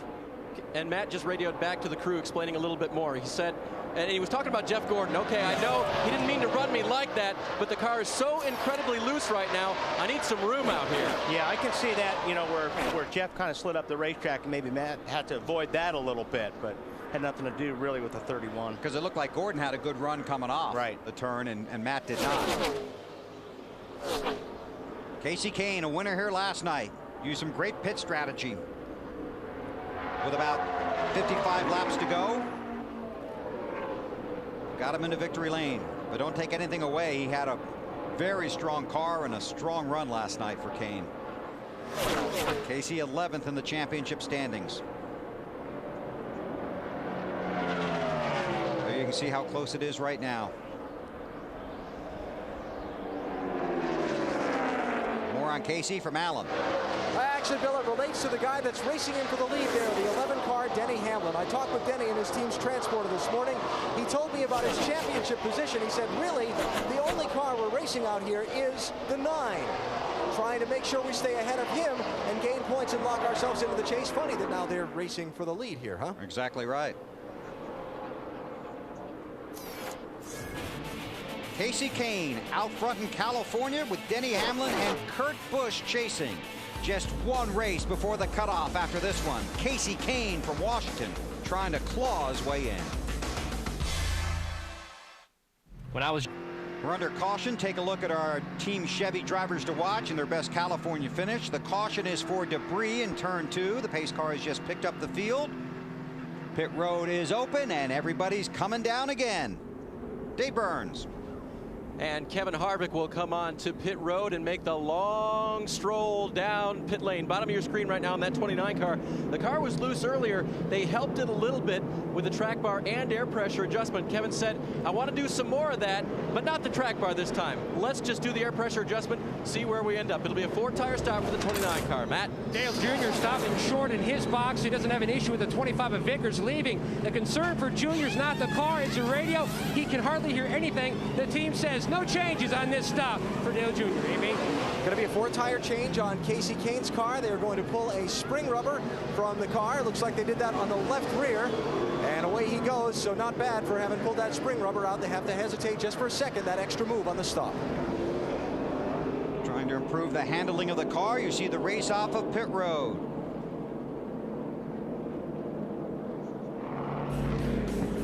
This would be Jeff Carr, Jackman of the #1 Bass Pro car. This is for you, BP. Some hard-working guys down there. We had to stop leaving. Check that out.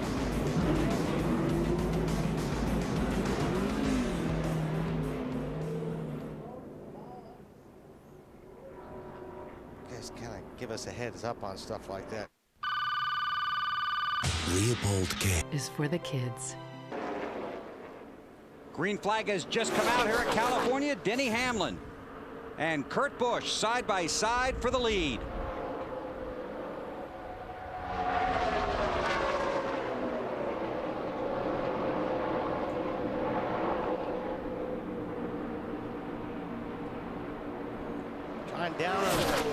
Trying to stick on the low side, but Kurt Busch has got a pretty good run up on the high side. Now we'll see who Burton goes with. He doesn't really commit to anybody. Commits to the 2 car there at the end.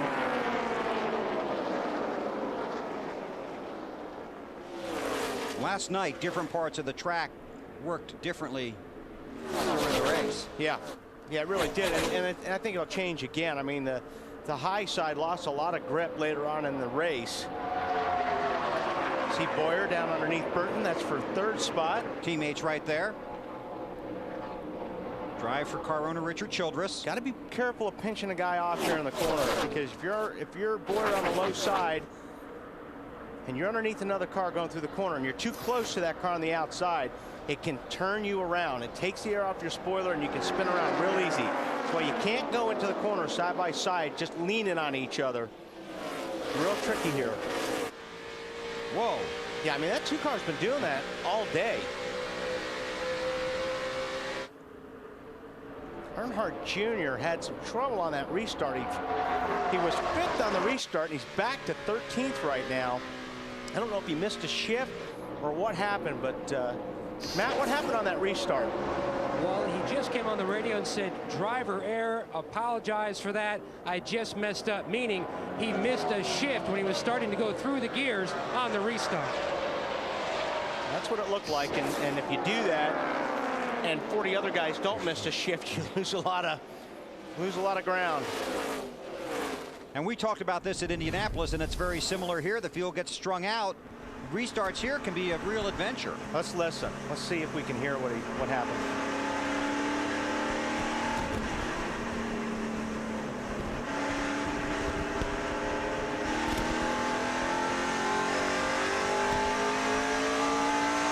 You know what? He didn't miss it. He just didn't anticipate it. He was way down on the RPMs when they threw the green. Those guys took off, so he didn't miss a shift. He just didn't time it right. He was laying back, then he closed up, and then he had to get out of the gas, and then they went and left him. Yeah, and he sounded like he was in too tall of a gear, too. I don't know if that was the case, but regardless, I don't think he'll let that happen again. Earnhardt back in 13th. Carl Edwards right behind him, then Tony Stewart. That green car is Brian Vickers. And these 3 guys love each other.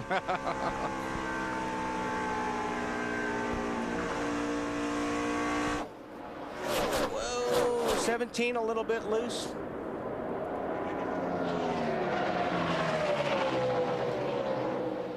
Jeff Burton for 2nd.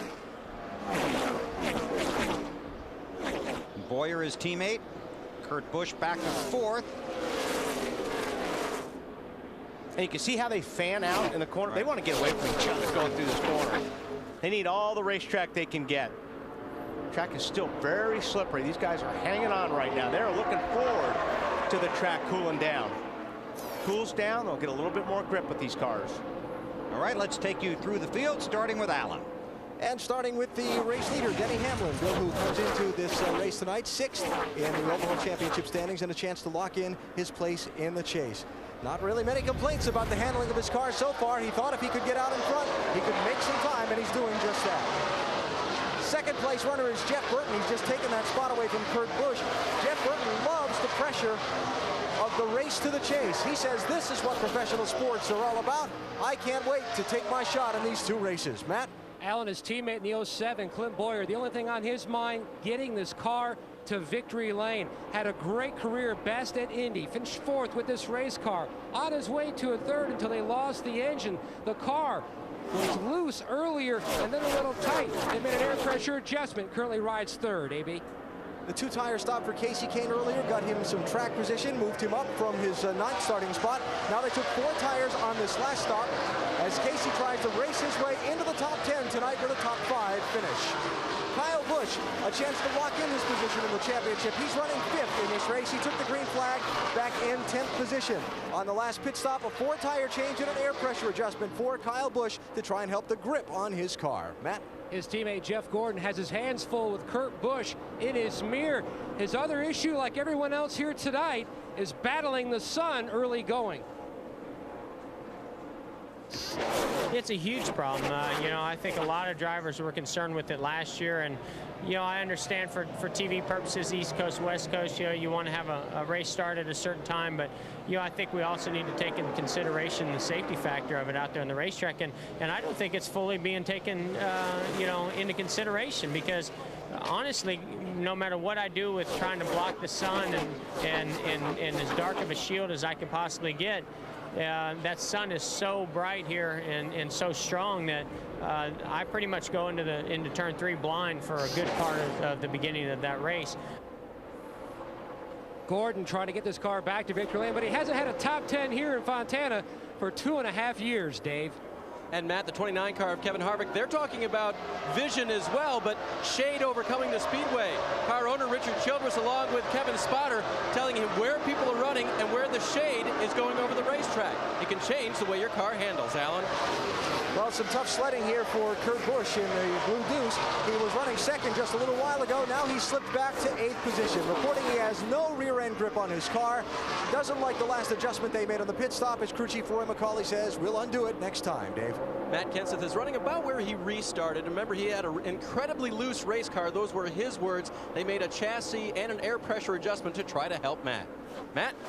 And Dale Earnhardt Jr. you saw trying to bounce back from that early miscue on the restart. Now Junior's other concern, radio issue. That takes us the earplug connector that goes into his helmet. But like everything with this driver and this team, they continue to progress with maturity. There'll always be radio fights. We're pretty much like brothers, and we're always going to have our disagreements, but there's a whole lot more respect back and forth now. We treat each other like grown men, and instead of just little punk cousins. So it's a big difference and a great weight off my shoulders this season, and his too, I'm sure. Dale Jr. was 10th. Now looks like he's going to lose another spot to Tony Stewart, who was pinned on the bottom. Stewart said earlier the car was extremely loose, but we are going to be in great shape. I am just cruising, and it shows as he tries to take another spot from the 17 of Kenseth, Marty. Man, I would describe Jimmy Johnson's progress as plodding forward. He started 16th today, currently up to the 12th position for Johnson. He was very tight, having no front grip up high on the racetrack. Did several things to fix that. One, he moved to the bottom of the racetrack. They also made a wedge adjustment, and he dialed in a little more rear brake to the car as well. Matt? And Carl Edwards in the 99. Now you heard him in our pre-race show talk about the fact that he's got such a huge hole to try to dig out of. Now he just wants to get this car into victory lane and work as Junior bobbles a little bit down on the bottom, just trying to get this team back on track like they were last year, AB. Well, Greg Biffle with an outstanding record here at California Speedway, trying to get some wins before this season ends. His chances to get into the chase, well, they're pretty slim with just 2 races to go. Biffle says his team just waiting until darkness. They think their car will come alive then. Matt? Brian Vickers started on the outside of the front row, thought he might have his best shot of scoring that first win, but the car too tight in the center while he's trying to run the bottom. He's tried to move up to the high side to see if that will help fix his bias issue. It hasn't yet. Snyder? Mark talked to Pat Tryson, the crew chief for Mark Martin this morning, and he told me, you know, I want to make it to lap 50 and try and be in the top 15. Look at this, lap 44, Mark Martin from 38th to 15th. They've made it through the part of the race they were really concerned about. They have made no changes on both of their stops. They, however, have some radio problems, not with Mark's radio. Someone's radio on the team is sticking. They've been having trouble finding it all afternoon long, Bill. Thanks, guys. Those are the top 15. Vickers, Sorensen, McMurray, Nemechek, and Casey Mears, the top 20. Every car is on the lead lap. And that's very, very aggravating what Martin's talking about. Having the radio stuck open. Here you see Kenseth and Kurt Busch running for position. If you hear that, it's very, very annoying. Because all you're hearing is noise or background noise or whatever, and it's just shut that radio off. Alan? Bill, we're going to continue to see Kurt Busch in that 2-car slide back. He said the back end of his car is so loose right now, wiggling around, that he just doesn't want to get too close to anyone for fear he's going to wreck. A little while ago, he called into the team and told him to go get a new right front spring ready for the car, just in case. Perhaps some concern that the right front spring on that car may have gone sour. Well, he stays up high. Kevin Harvick trying to clinch a spot in the chase. Don't forget, those guys talked about trying some things, right. You know, the 2-car of Kurt Busch, so maybe they went in the wrong direction. And they'd rather find that out now than when they come back here in the spring. Harvick in 8th, Kenseth in 9th, Right now, Denny Hamlin, the rookie out front in California. 2 wins this year, both at Pocono, in that exact car. It has been a remarkable season for this rookie. Now, can he race his way into the chase? Hey, Jeff Burton and Kyle Busch are AutoZone in the zone drivers here. While they talked about it on the Bank of America Countdown to Green, Casey Kane, 3 top 10 finishes here in his last 4 races. Jamie McMurray and Carl Edwards have both run well here. Edwards really needs to get himself a win and hope the other guys have a little bad luck. But his chances of making the chase are pretty slim. Yeah, he needs quite a few guys have bad luck right now. And there's that sun. It's not getting any better yet. It's the old story. It's going to get worse before it gets better. Exactly. I think, you know, it gets to a point, you heard Jeff Gordon talking about, I mean, it gets to a point where you go down into the turn 3 and you can't see anything for about 2 seconds. Great feeling at 185, 190 miles per hour. Denny Hamlin, top 12 finishes in 8 of the last 10 races, 6 top 10s in the last 6. Has just been marvelous to watch this year, and surrounded with a really strong team, not only here at the track but back at the shop as well.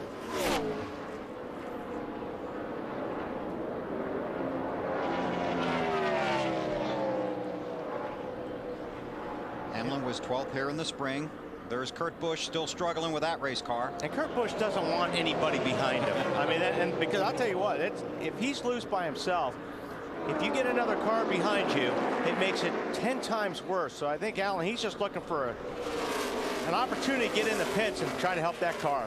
He's looking for a caution flag and hoping he's not in. Man, is that thing sideways. Sorry, AB, but man, he looked like he was drifting. He did. So when you were behind the wheel of these race cars, Wally, is that how you reacted when a car got sideways like that? A couple different words, I would say. That's what I thought. Not oh man. Yeah. I tell you, one of the big goals for this team today, Wally and Bill, they've had good race cars at a couple of recent races and haven't gotten to the finish. Roy McCauley, the crew chief, told me their big goal for today was to finish all the laps, not hit anything, and not get any penalties. Right now, Kurt's just hanging on, trying to reach that goal, huh? Yeah, because if he keeps going like that, he's going to hit something. He will be the caution.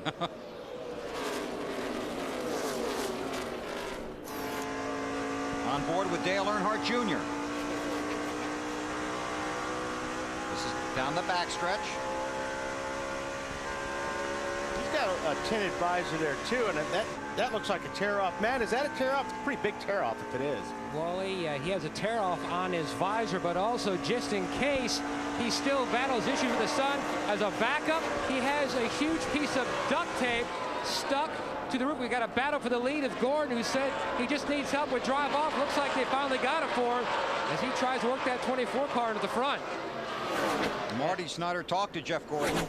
Gordon's going to take it, and getting back to Matt's point, it doesn't matter what you have. That sun gets to the point where it doesn't matter how dark a visor you have. You cannot see. And there'll be about a 5-lap, 10-lap window there going into 3 where you're blind. Doesn't matter what you have. So if you're going to wreck somebody, that's a good time to do it because you got a good excuse. You see the different colors on our ticker indicating the drivers in the chase, those on the bubble, and the ones that have been eliminated. Jeff Gordon, the new race leader. Hamlin is second. Jeff Gordon's clicking off about the last 5 laps, he's clicking off some pretty good laps. I thought Marty had a good point with Jeff Gordon on the countdown, is that Gordon has not had a lot of good racing luck at Richmond in recent years, and he would love to put it away today here in California. Yeah, if you can go into Richmond without having that pressure, it'd be a lot more fun.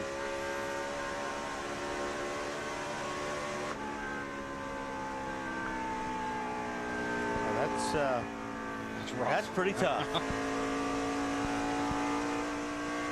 They got to fight that for a while yet. See the RPMs on the right, top speed over 197, 200 miles per hour going down into these corners. That is hauling the mail. And they have that tailwind down the front stretch. Wind blowing from turns 3 and 4 toward 1 and 2. Then a headwind down the backstretch, looking into the sun.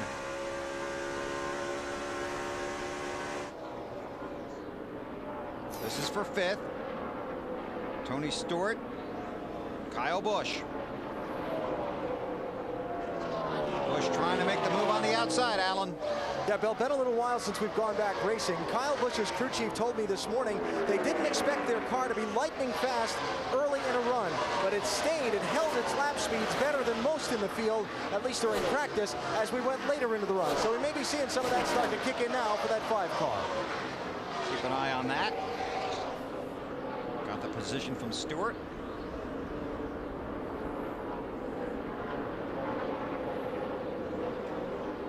Defending champion of this race.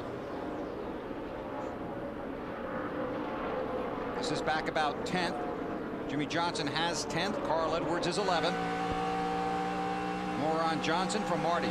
Bill talked to Chad Canalsi, championship leaders crew chief, this morning, and he said, you know, we really need to try things now for the chase. So the setup under that 48 car is the setup they would love to use at Kansas and Homestead. Chad told me that's the racetrack that really, this racetrack really translates to those 2 racetracks in the chase. So far, so good for Jimmy, hanging in the top 10. Matt? Looking back at the 99, you can see him dip on the outside. The car was tight earlier, just trying to work on that balance. As you can see him draft the 48 of Johnson down the backstretch. Dave? Now, Matt Kenseth had some changes done to his car. He just radioed into crew chief Robbie Reiser, still a little bit loose. It's better on top of the track, but it's really tough to draft. He was up behind Junior for a while there, you saw, but that makes his car even looser. That's pretty tough. And Robbie Reiser reminded him with the sun, now you got to hang in there for about another hour on that deal. Hey, Dave, you got a second? Go ahead, Webb. Can you update us on what we saw on that crew cam with Truex's car? Yeah, what had happened was they let the jack down, or it dropped accidentally early and came down on the left front tire. They popped the wheel on, but hadn't tightened any of the lugs yet. So it crushed that left front fender. They had to pull that back out, and when he restarted, having run near the top 10, he was 42nd. And up to 23rd right now. And that's unusual for those guys. They won that Nextel Crew Challenge. Yep, that's right. In Charlotte this year. So here's going to be a change here. I'll tell you what, Kyle Busch is on the run. He's got 4th spot and Jeff Burton right there. We've seen this here before. Yes, we have.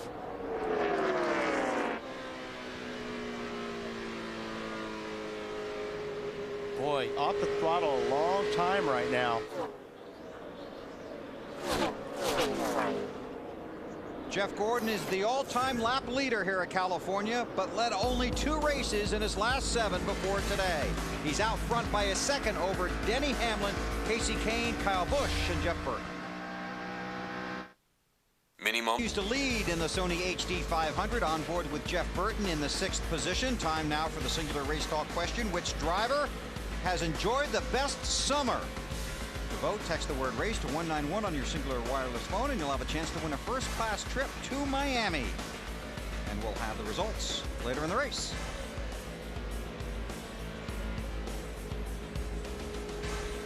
Depends where they went this summer. I think we're talking about on the racetrack. Oh. There's our race leader, Jeff Gordon. California native. Trying to lock himself into the chase for the Nextel Cup Championship. Missed it last year, and you could really hear the frustration in his voice after this race 1 year ago. This year, things have been a little bit better. Victory in Sonoma. And they have gotten hot down the stretch. That's at Chicagoland. Help Matt Kenseth out of the way.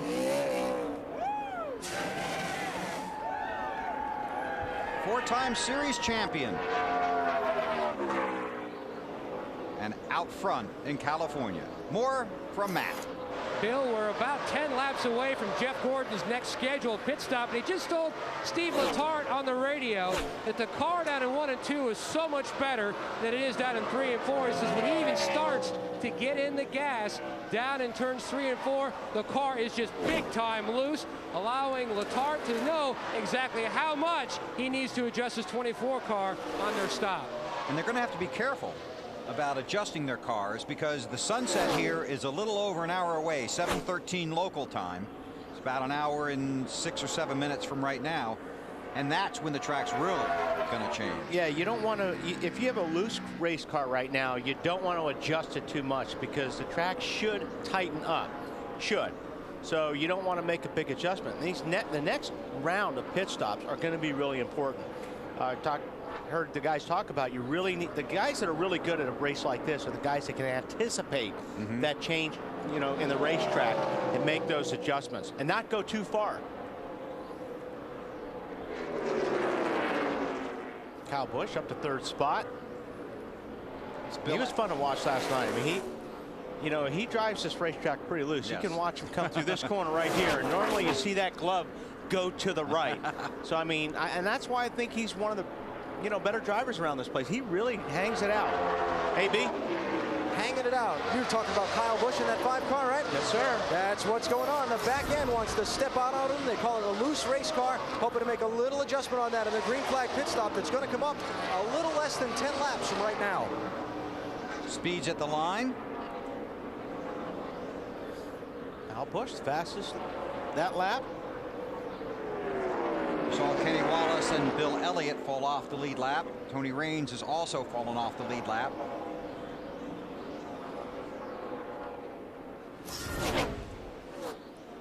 But Gordon in the lead by 2.2 seconds over Denny Hamlin.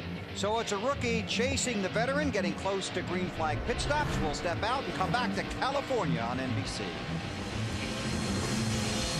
Out of turn 4, By the Bank of America. Experience higher standards in checking only from Bank of America. By Sony, the official high-definition television of NASCAR. By Dodge, you can take life as it comes, or you can grab life by the horns, Dodge. And by Burger King, who reminds you to have it your way. Jeff Gordon still out front here at California. Then Denny Hamlin, Kyle Busch, Casey Kane is 4th, and Tony Stewart is 5th. Busch Series ran here last night. Casey Kane went to victory lane. He's trying for the weekend sweep.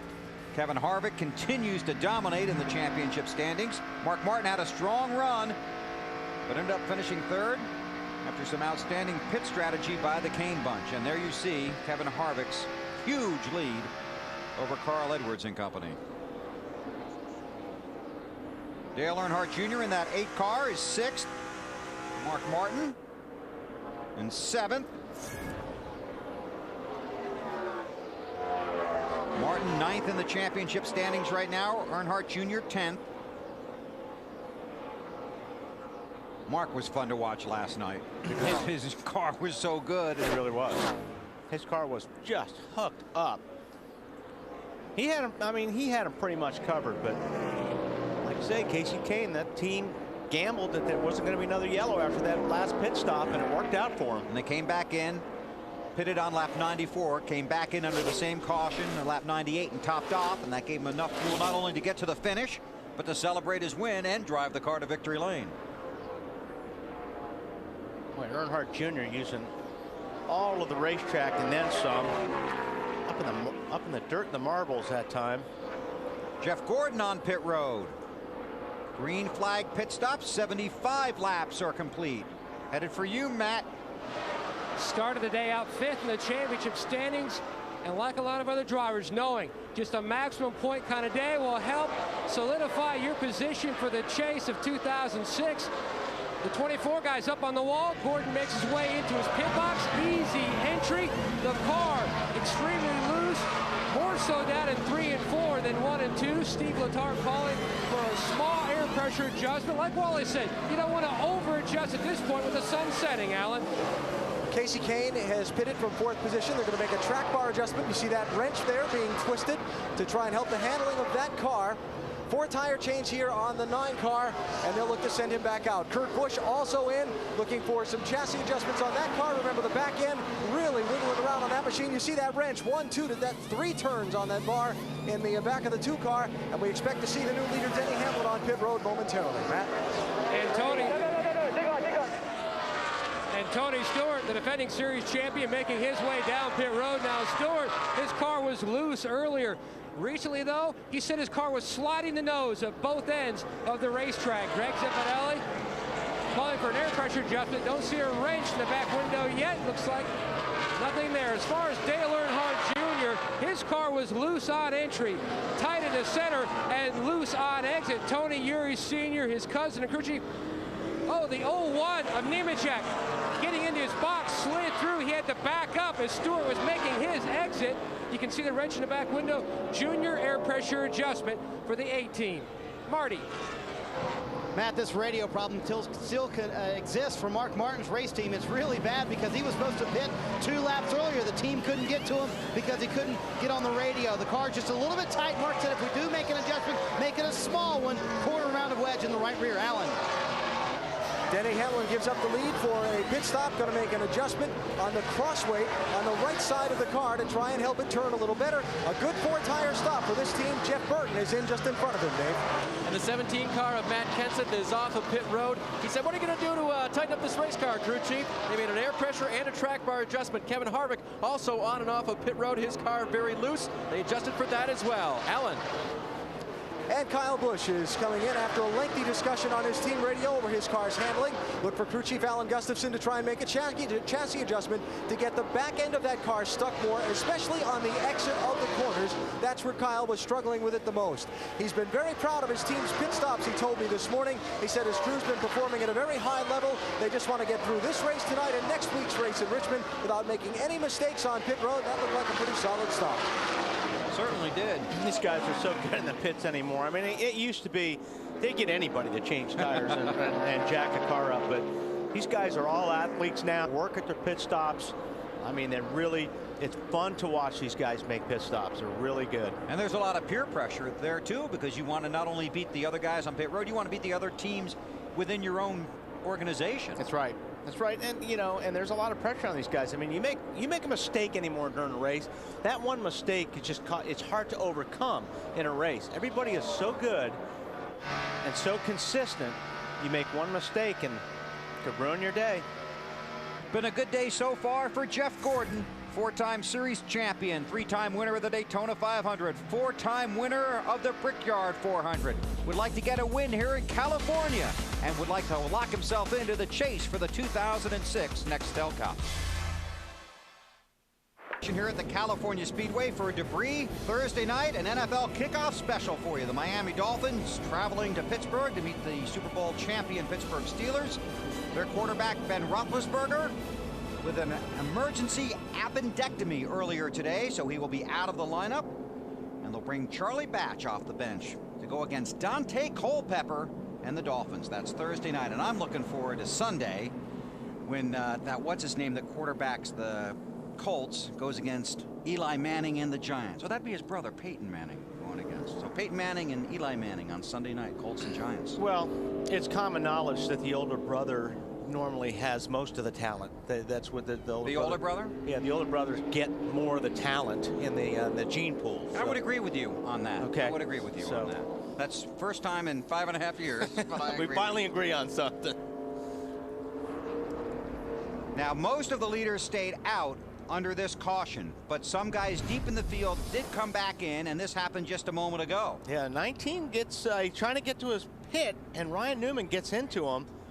That's not normally how you want to get into your box. Luckily, nobody got run over on that deal. So Elliott Sadler pointing the wrong way on pit road, but they got him turned around, got him back out on the track. Under caution here at the California Speedway, that's Ken Schrader in the 21 car. He's the lucky dog.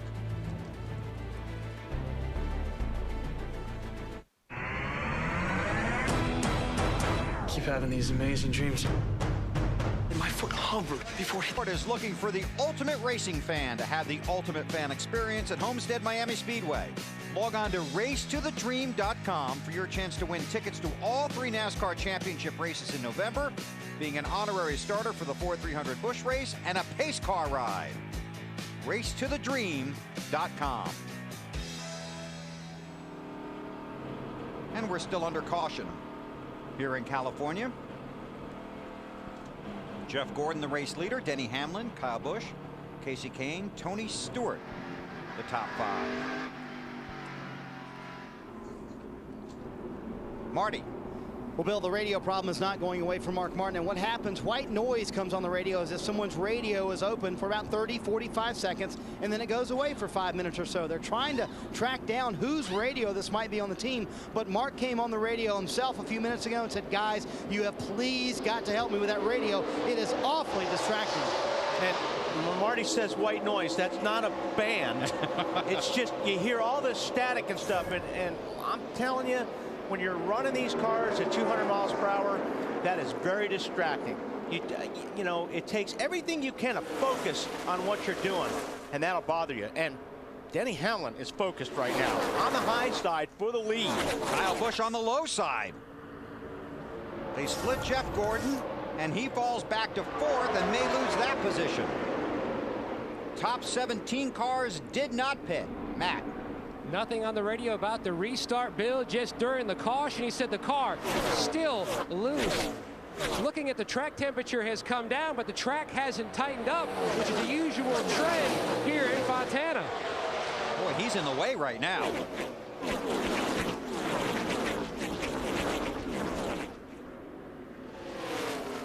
Busch leads.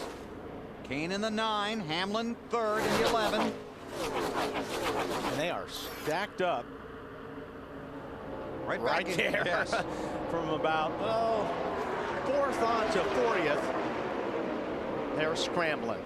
Bobby Labonte and Jeff Green are racing for the lucky dog. These guys are racing for the lead.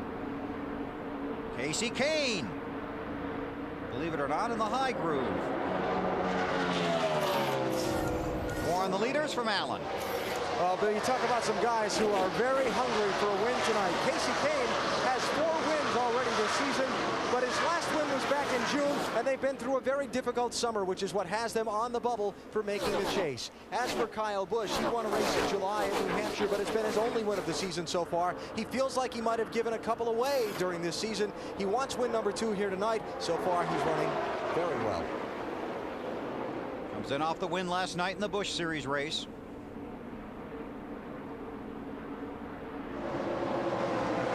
See the points as they run now.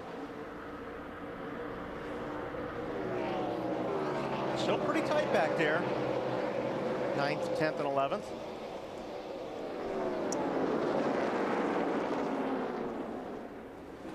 Casey's cut that margin in half from 90 down to 43.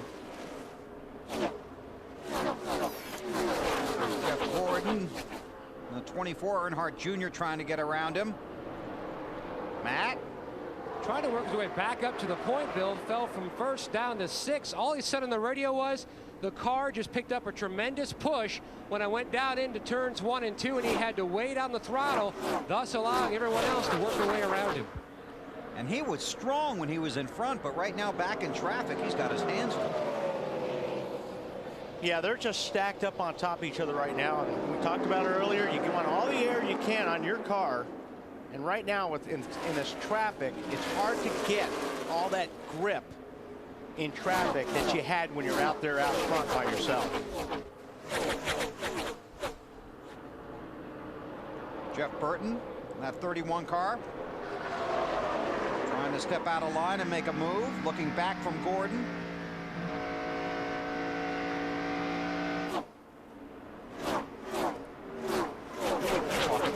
And the guys in the garage, but you know it'd be a huge relief for Gordon to lock himself in here so he don't have to think about it next week, especially how frustrating his 2005 was.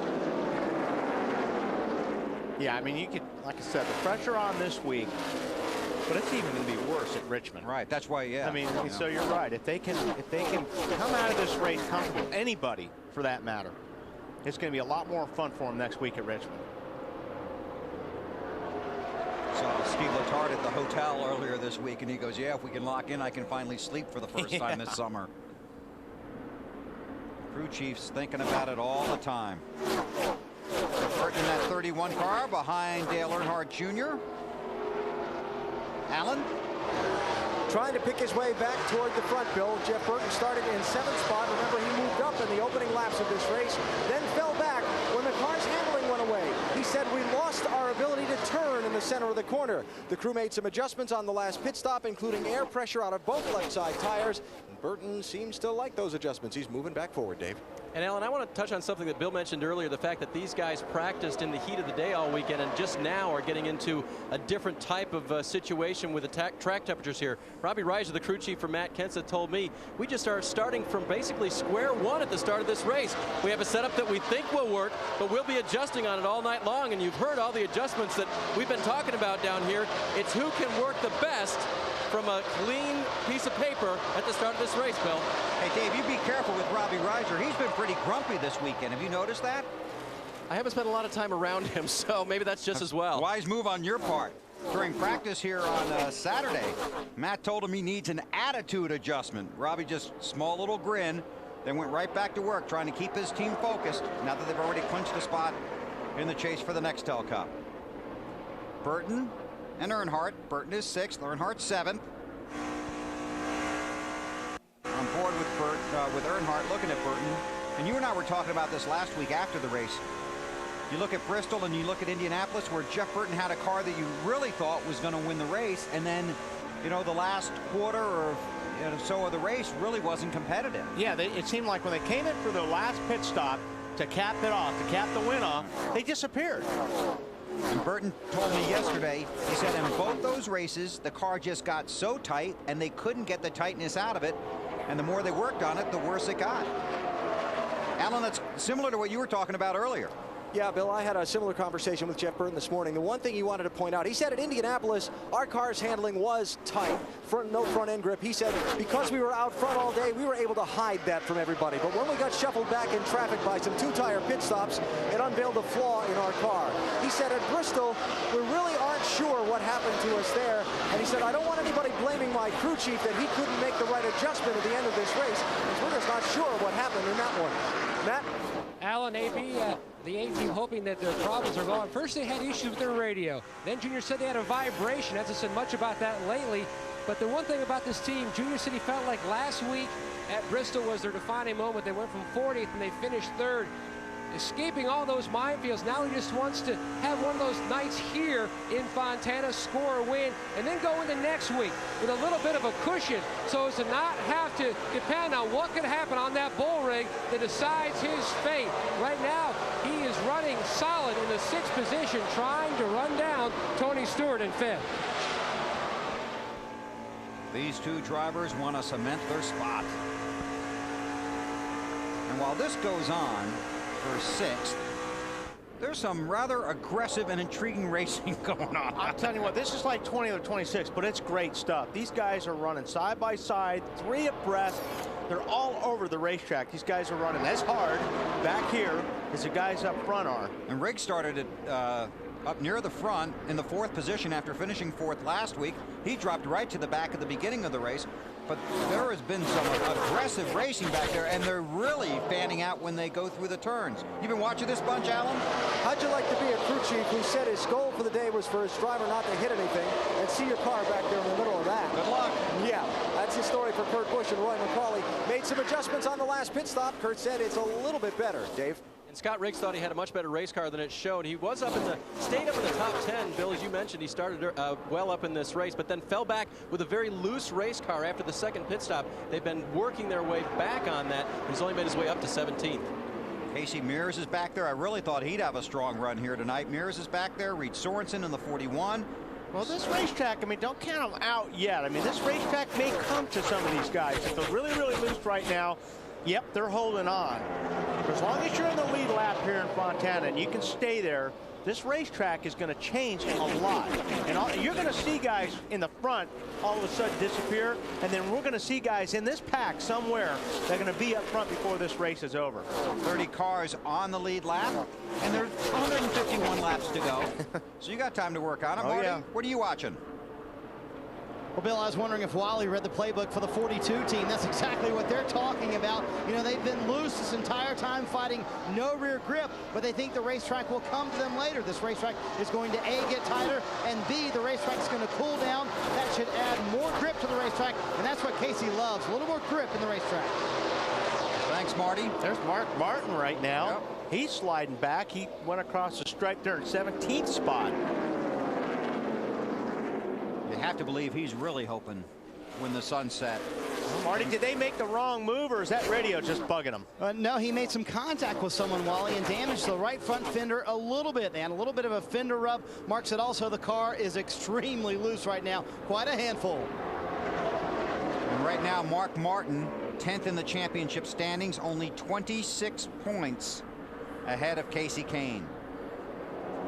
Earnhardt for 5th around Tony Stewart.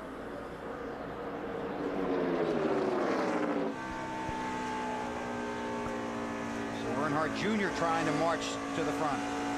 More on the 8 from Matt. Bill, similar issues for the 8 of Dale Jr. and the 20 of Tony Stewart. Jr. says his car just sliding the nose terribly from the center off. That's exactly what Stewart was saying about the 20 machine as well. Just no grip in the front. Casey Kane drives car 9. Started 9th. Last time he started 9th was at Charlotte in a race that began during the day and ended under the lights. That night, Casey Kane went to victory lane. Early evening here in Fontana, California, the NASCAR Nextel Cup Series with a 500-mile race in the Sony HD 500, where Casey Kane is the race leader on board with Jeff Burton, trying to crack the chase for the Nextel Cup. Which driver had the best summer? Here's how you voted. Matt Kenseth. I'd have to agree with that. I would too, especially after the last couple of weeks. Our singular race talk poll. Gordon just takes third away from Hamlin. So after falling back, his car has at least recaptured some of the magic it had a few laps ago. Yeah, I think once things settled down and spread out and he got out of that aero situation with all that traffic, back to run some pretty good lap times. In fact, that last lap, he was the quickest car. Been some good racing going on all around the track. Time now to take you through the field, starting with the race leader, Casey Kane, and here's Alan. And Bill just talked with some of the crew about this 9 car. Things are going well now. Check this out. Points now as they run in the race. Casey Kane in the 10th spot. But of course, so many laps to go on this night tonight. As far as this team is concerned, they're wondering the same thing everybody else is wondering. What's going to happen when the sun goes down? Kyle Busch was running right with these cars when the green flag waved for this restart. Obviously, he's dropped back just a little bit. You see nearly 2 seconds off the leader and a nice wiggle there up in the corner. Kyle initially being told by his crew not to worry about it, that they were better over the long run, but Jeff Gordon has just gotten him for 2nd place, Matt. And Jeff Gordon a half second faster than leader Casey Kane. Gordon said on the radio about 10 laps ago, he goes, you have no idea. I've got about an inch or less of tape left before the sun will be absolutely miserable heading down into turn 3, Alan. Denny Hamlin has fallen from 2nd back to 4th place now and hasn't said a word on his team's radio since that restart. No complaints about the car's handling, no observations, just logging laps it appears at this point, Matt. And Dale Earnhardt Jr. running in the 5th position. Jr. says the car too tight, hoping for the next pit stop to try to free it up. It seems like whichever driver it is, whatever condition you're experiencing, it's magnified at this juncture of the race. Matt Kenseth runs next. Matt started out in the 9th position on this last restart, has picked up a couple of spots, and with himself locked into the chase, we asked him what matters about the next couple of weeks. I think it's important. I think it goes back to, like we were talking about, momentum. I think it's important to keep that, and I think it's important to keep, you know, myself, all the team members, over the wall guys, everybody, you know, performing at a championship level and, you know, working as hard as we can every week. So, you know, really this business is about trying to win races and collect trophies and do all that stuff. And every race is a big race. You know, even though you're in the chase, you still want to get as many points as you can. We'd love to go in being the point leader. That's how you have the most points starting. So we're just going to do the best we can every week and see how it turns out. And as caution on the racetrack now as Brian Vickers has a problem, Bill. He's had contact, heavy contact. I think the left front tire looks like it blew on that car. Yep, sure did. Because that's what took the fender off. I don't know if he made contact with somebody before that. You see he made contact with somebody in the right rear. So the caution is out. Jeff Green will be the lucky dog. That's on the back stretch. And when that tire goes, yeah, it just rips everything apart. And this really falls into the hands of some of the guys that didn't pit under the last caution. There you see the tire go. It's gone there, actually. Bits and pieces all over the place.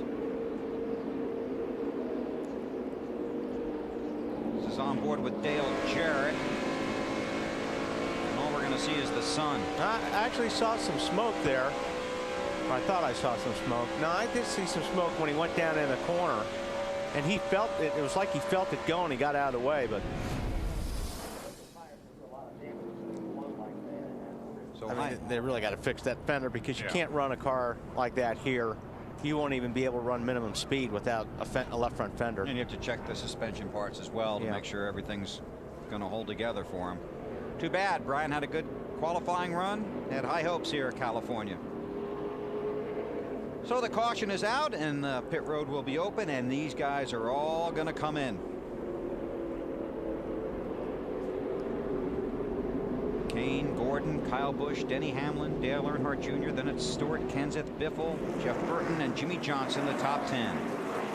Kane leads them down pit road. And it'll be a busy place. Marty Snyder. Yeah, Bill, Jimmy Johnson's had about a 10th place car for most of the afternoon. He is tight in the center of the corner, meaning he lacks front grip. They're going to make a wedge adjustment to fix that. Loose off the corner. Back in wants to kick around. A track bar adjustment down on that to fix that problem. Dave? 7th place runner Matt Kenseth comes in, bottom of your screen. 4-tire change for him. Still loose, but I think we should leave it, says Matt. And Robbie Reiser agrees. The track is going to be coming around the next 20 minutes, Matt. Of your screen, Jeff Gordon, 24 car, no changes. They feel like at this point of the race, the sun is going to play games, so no adjustments. Gordon says the car was good. Dave E. 4 tires and a track bar adjustment for Casey Kane. Had to swing wide around Denny Hamlin's car to get off of pit road, and it looks like he's going to hold the lead on this pit stop. Nice job by the Dodge boys. Well, we'll check it out. We'll check the running order and go back to green flag racing when we come back to Fontana. You're watching NASCAR on NBC. Introducing Nextel's new multi-dimensional walkie-talkie phones. The new i580, the only camera. But your eyes are better when you're looking at the race off of pit road, right? Bestwick was all over it. Casey Kane won the race off of pit road, then Kyle Busch, then Jeff Gordon in third. Then Denny Hamlin, Earnhardt Jr., Matt Kenseth, Tony Stewart. And I can tell you Harvick, Boyer, and Jeff Burton. That's a pretty good race. For 10. Looked like a Talladega finish there. Sure did. So that was the race off of pit road. I think we can probably get an update on the 6th car of Mark Martin from Snyder.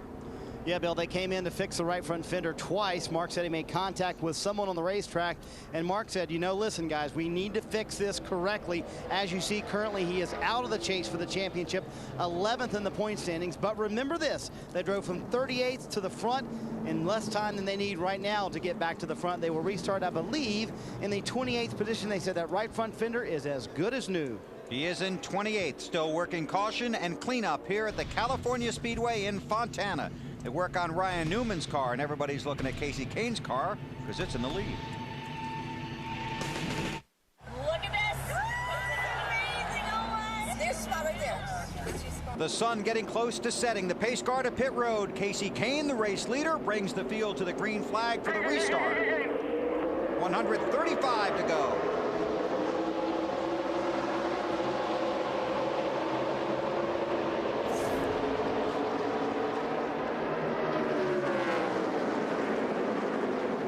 Cars on the lead lap. They all pitted under that caution. You see the colors on the ticker at the top of the screen indicating the guys in the chase, the guys on the bubble, and the guys that have been locked out. And right now it's every man for himself. Yeah. Into a blinding sun. Kyle Busch right underneath the 9 car of Casey Kane, looking for an opportunity.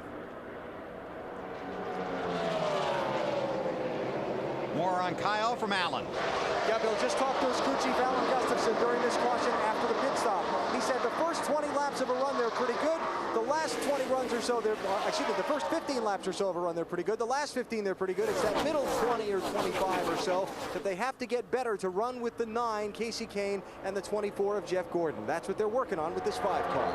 Bobby Labonte in that 43 is the first car 1 lap down. He's right behind Jeff Gordon. Wants to hold that position so we can get the lucky dog if the caution comes out. He's back on the lead lap. You know, we can watch these guys, but we saw Vickers with the tire go and all the damage on his car. And Dave Burns was snooping around down there on pit road. And Dave, You got an update on Mark as we watch the battle for the lead here, the 6 and the 25? Yeah, Bill, just what happened there. We just happened to be down in the neck of the woods of the 25 car, and the team reported to us that it had been the 6 car that got into them. That's what caused their tire to go down and brought out the caution. Matt, what are you working on? Well, the 25, Bill, is still sitting on pit road. They're trying to piece together that left front. Not a lot of conversation at this point on the team radio. Really disappointed over having such a great qualifying effort and seeing it end like this. This is for the lead, Kyle Busch. Third time he has led tonight. Just didn't have enough to drift up that racetrack to clear the 9 car. Falls in to get the draft down the backstretch. Then they fan out in the corners here at Michigan. So Vickers did have contact on the racetrack, and that's what led to the tire problem. I figured something had to happen like that for the left rear to, or the left front to go on that car. Something must have cut it. Normally contact will do that. Allen. Well, you think that a guy racing to get into the championship with only 2 races to go, a guy that's tied for the most races won this season but still struggling to make that cut, would feel a lot of pressure coming into this race. But when I spoke to Kasey Kahne on Friday, he told me he really didn't feel the pressure yet. He said, I think it's because I spent a fun week. He went up to Washington and had a fundraising sprint car race at a track he used to race at. He held a charity event over here in Irwindale, California with some drift cars. He said, I think because I've been doing all these fun things this week, I haven't thought about the championship. I haven't let the pressure get to me. And I think another thing is, go ahead. Going back to what you said. Yeah, it's what they say and what they really say. Yeah, I mean, I have a hard time believing that these guys aren't thinking about the championship. I think they get to go do these cool things, and it takes their mind off it for a little bit. But he was thinking about it last night in that motorhome or that motel room, trust me. And when they all woke up this morning, that's the first thing that was on their minds. Exactly. Today can be the day I can get it all behind us and lock in. On board with Gordon. Another thing about Kahne is, I mean, they know they've got good equipment, a solid driver. They won 4 of the first 15 races. They're just trying to recapture some of that. They've had some terrible luck. Watkins Glen, Indianapolis. Yeah, I think they're almost in a better situation as far as frame of mind goes, knowing that, you know what, we just got to go out here and win races, or we just got to do what we do best. What we were doing. Yeah, right, exactly. And if we get some luck, we'll be in. And you know, it's a lot easier, I think, doing it that way than being in a situation with Mark Martin or Jeff Burton where you're looking over your shoulder every lap. You know, worrying about what's going to happen next and where Kasey Kahne's running. That sun's more of an annoyance now than just glaring right into your eyes. Yeah, it's going to be out of these guys. There won't be a problem here in another 5 or 10 minutes. And these guys will be happy when it's gone. Race car drivers happy? Well, happier. Okay. Kahne gets the position, goes back to the lead. Well, I'll tell you what, Kyle Busch is just fun to watch around this racetrack. He's got that thing hanging out all the time. Jeff Gordon's got a good look at it. Kyle coming back for the lead. Kyle Busch in the 5, Kasey Kahne in the 9, 2 of the bright young stars of NASCAR. Kyle Busch is only 21. Kasey Kahne's only 26. And that guy behind him, man, he's an old veteran. Jeff's got a good run right now in the 5 car. I don't know if he's going to pull out and try to make the pass here. Teammates right there in the 24 and the 5. He's going to get the 5 loose. It's not going to be tough. Oh! See, I was going to say, it's not going to be tough to get the 5 loose. He's been watching this, and he sees the 5's loose already. So he figures, I'm just going to go down in the corner, and I'm going to stay right on this bumper and get him real loose. That's what he did. And they are teammates, right? Does not matter. It doesn't? You do that to me? We're booth partners. I'd do it to you in a minute. Matt. Bill, there's a lot on the line for this 24 team, obviously trying to lock themselves in. And this is the stretch of the race where it's more of an experimental period because the sun is setting. Not exactly sure how drastic this racetrack will change from sunset to when it gets to complete darkness. Right now, though, the best his car has been is at this point right now. He runs second, trying to chase down the 9, Allen. Kyle Busch back to third. Nothing on his radio about getting loosened up by Jeff Gordon or sliding back. But one of the things that Kyle has talked about in the last couple of weeks is the biggest lesson he's learned in the last 12 months since picking up that first win. Being patient, not putting his car in positions during a race where it might be compromised and he might crash and lose points. Last year they had 12 finishes in the 30s or 40s, including crashes and mechanical problems.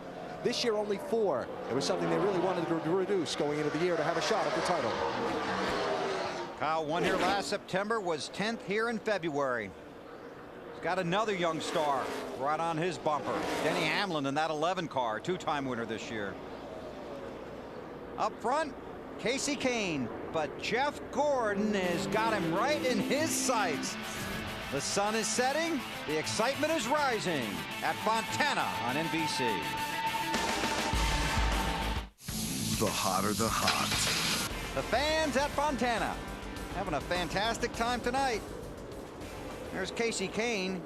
He is the race leader, but that 24 car has been all over him for a few laps. 129 laps are complete. Let's take you through the field, starting with Al. And the leader, Kasey Kahne, standing in their pit right now. His team manager, team director, Kenny Francis. Crew chief's role called by a lot of other organizations, but the Evernham organization set up a little differently. They call it team director. Kenny says no message to his team this week about the pressure or about their point situation. They figure they do what they do. See how it turns out, Matt. The 4-time champion Jeff Gordon runs in second. They brought one of their best cars in the stable. They won Chicago and then finished second at Michigan. Gordon now back down on the bottom, hunkered down, just riding, waiting until the sun completely goes down, and they expect the handling to really improve on this good race car, Alan. Only radio traffic on Kyle Busch's channel since he wiggled and went up the racetrack and lost second spot was his crew chief Alan Gustafson telling Kyle, it's okay, we're going to run our race. Let's try to take care of the car right now. Denny Hamlin pressuring Kyle Busch for that third spot, maybe going to take it away right here. Hamlin's crew saying that their car is fast, but still just a little bit lacking front-end grip in the center of the corners, but they're afraid to take a big swing at it right now because it's still fast, Matt.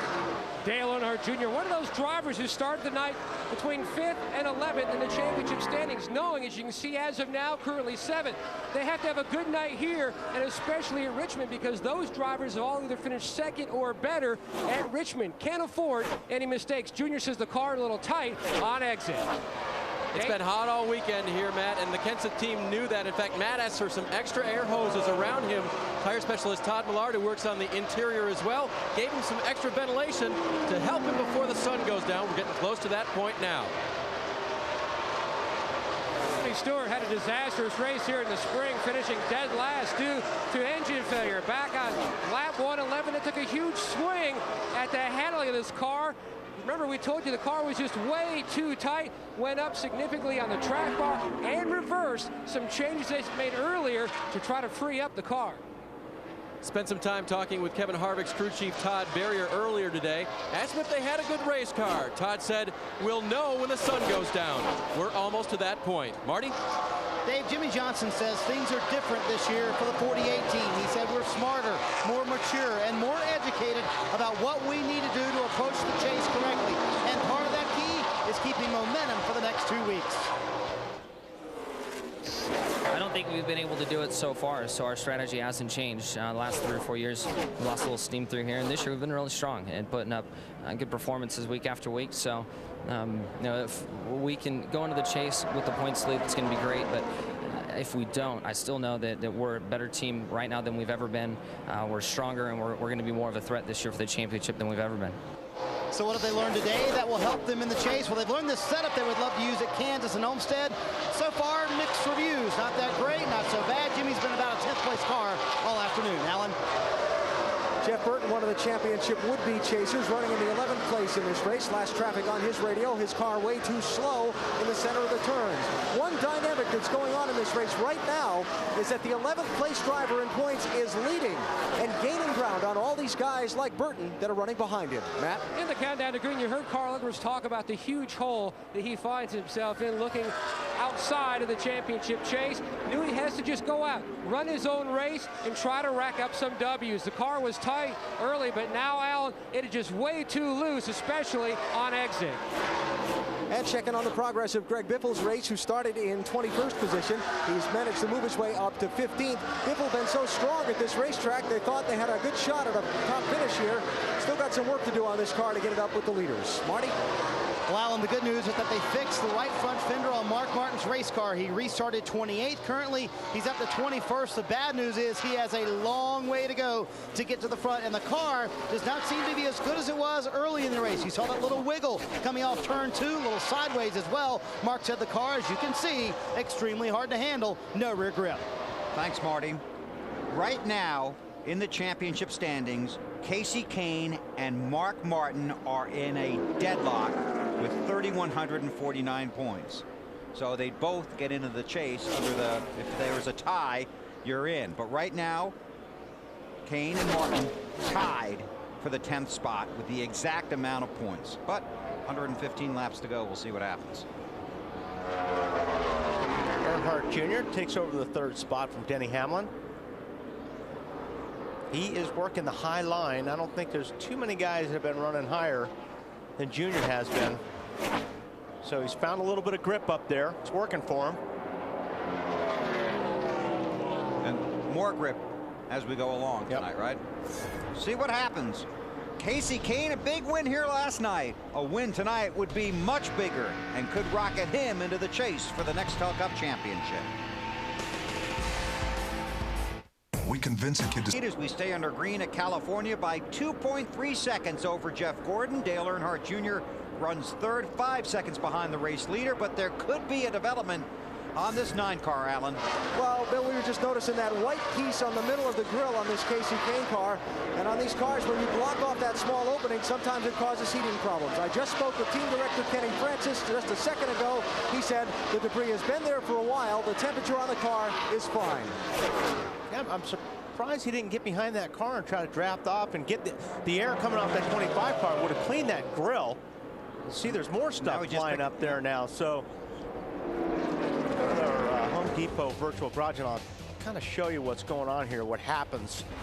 You've got the opening in the front of the car. That's obviously how it cools the car down. The air's coming through.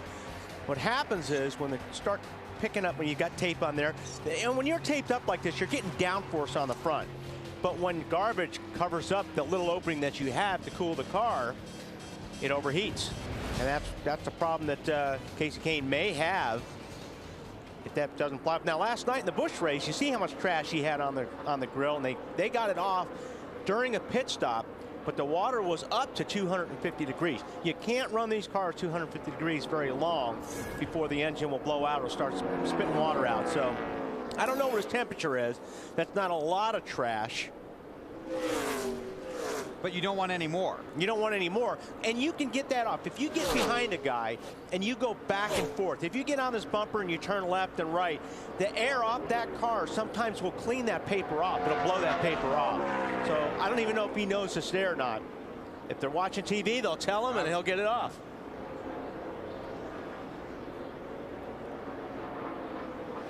Still running well. 2.2 seconds in front of Gordon. Update on Jeff from Matt. Bill, the difference between first and second, like you mentioned, is leveled off to be about a 2-second difference. Gordon was battling the sun in his eyes earlier. Now he's battling an ever-changing racetrack. It isn't tight. I don't know what it is. Just all over the place. I'm trying to cool it down and see what happens. Something about this place, when it starts to cool down, boy, it changes in a big way. 3 and 4 is not the same turn as it was. And the latest thing that Gordon told his team, besides being tight in the center, now the car is extremely loose on exit, but he is running lap times about 1/10 of a second faster than leader Casey Kane. And this is what the guys in the garage were talking about. They were craving some kind of an evening practice session here, so you at least have some idea what your car was going to do. Well, they know now. Yeah. Well, they're getting a feel of it anyway. Casey Kane out front. From Enumclaw, Washington. 4 wins this season, chasing number 5. You're watching NASCAR live on NBC. The 21 Little Debbie NASCAR all over the track today. Setting in the mountains of California, the NASCAR Nextel Cup Series racing under the lights at the California Speedway. 148 laps are complete. Casey Kane leads Jeff Gordon by 2.3 seconds. We're about 15 laps or so away from pit stops. This battle is for second. Jeff Gordon and Dale Earnhardt Jr. as we approach the 100 to go mark. Takes the spot. That's second place. Just want to remind everybody, our buddy Benny Parsons not with us this week, hopes to be with us next week when we race in Richmond, Virginia. And if he is, he would utter those famous words, truck, cue the duck, please. Time for our Aflac trivia question. Who were the only rookie contenders to win a California Nextel Cup race?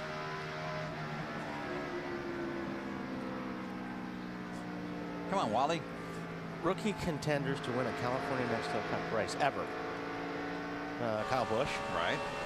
And Jimmy Johnson. I don't know. Very good. I didn't even have the answer for that. How about that? Like I normally have at a time. Very good. You didn't get the email, huh?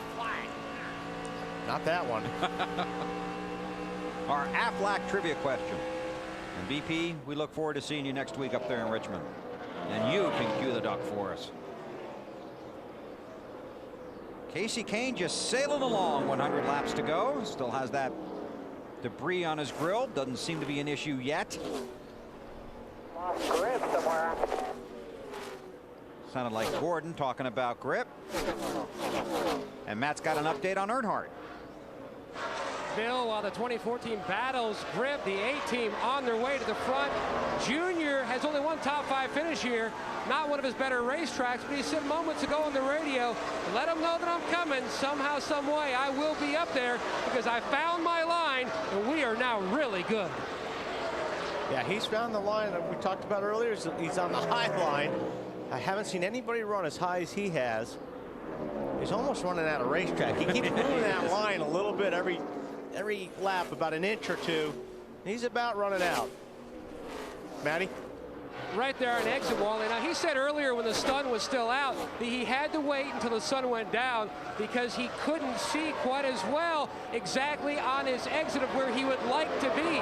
He didn't want to tag the wall and cause himself some major issues, but now that the sun is setting, vision is excellent, and he is motoring toward the front. It's always better to be able to see when you drive a race car. It helps a lot.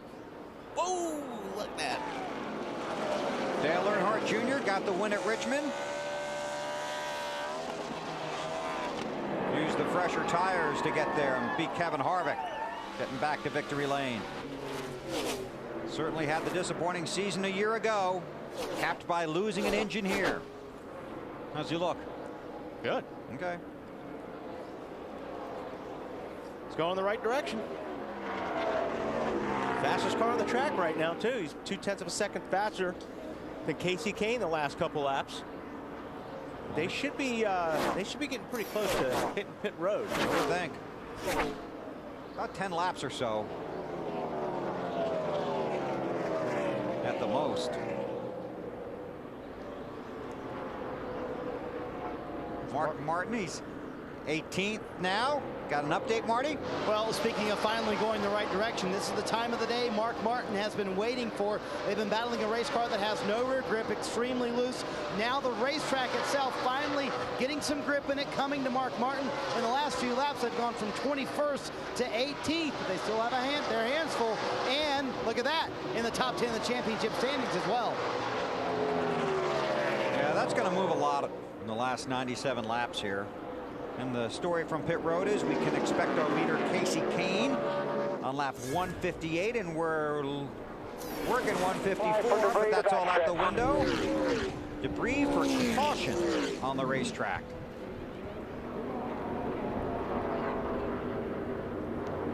And this will put just about everybody in a window where if it did stay green, they'd only have to pit one more time after this set of stops. So we'll see how that works out. So if you're going to get your car right, you need to get it right on this round of pit stops. Casey Kane came in here 11th in the championship standings, 90 points. out of the final playoff spot. Right now, he is back at 11th, 6 points. Jeff Green is the lucky dog under this caution. He will come around to be the 26th car on the lead lap. So it's Kane, Earnhardt Jr., Jeff Gordon, Denny Hamlin, and Kyle Busch. Matt Kenseth the 6th, then Tony Stewart, Kevin Harvick, Jimmy Johnson, and Carl Edwards.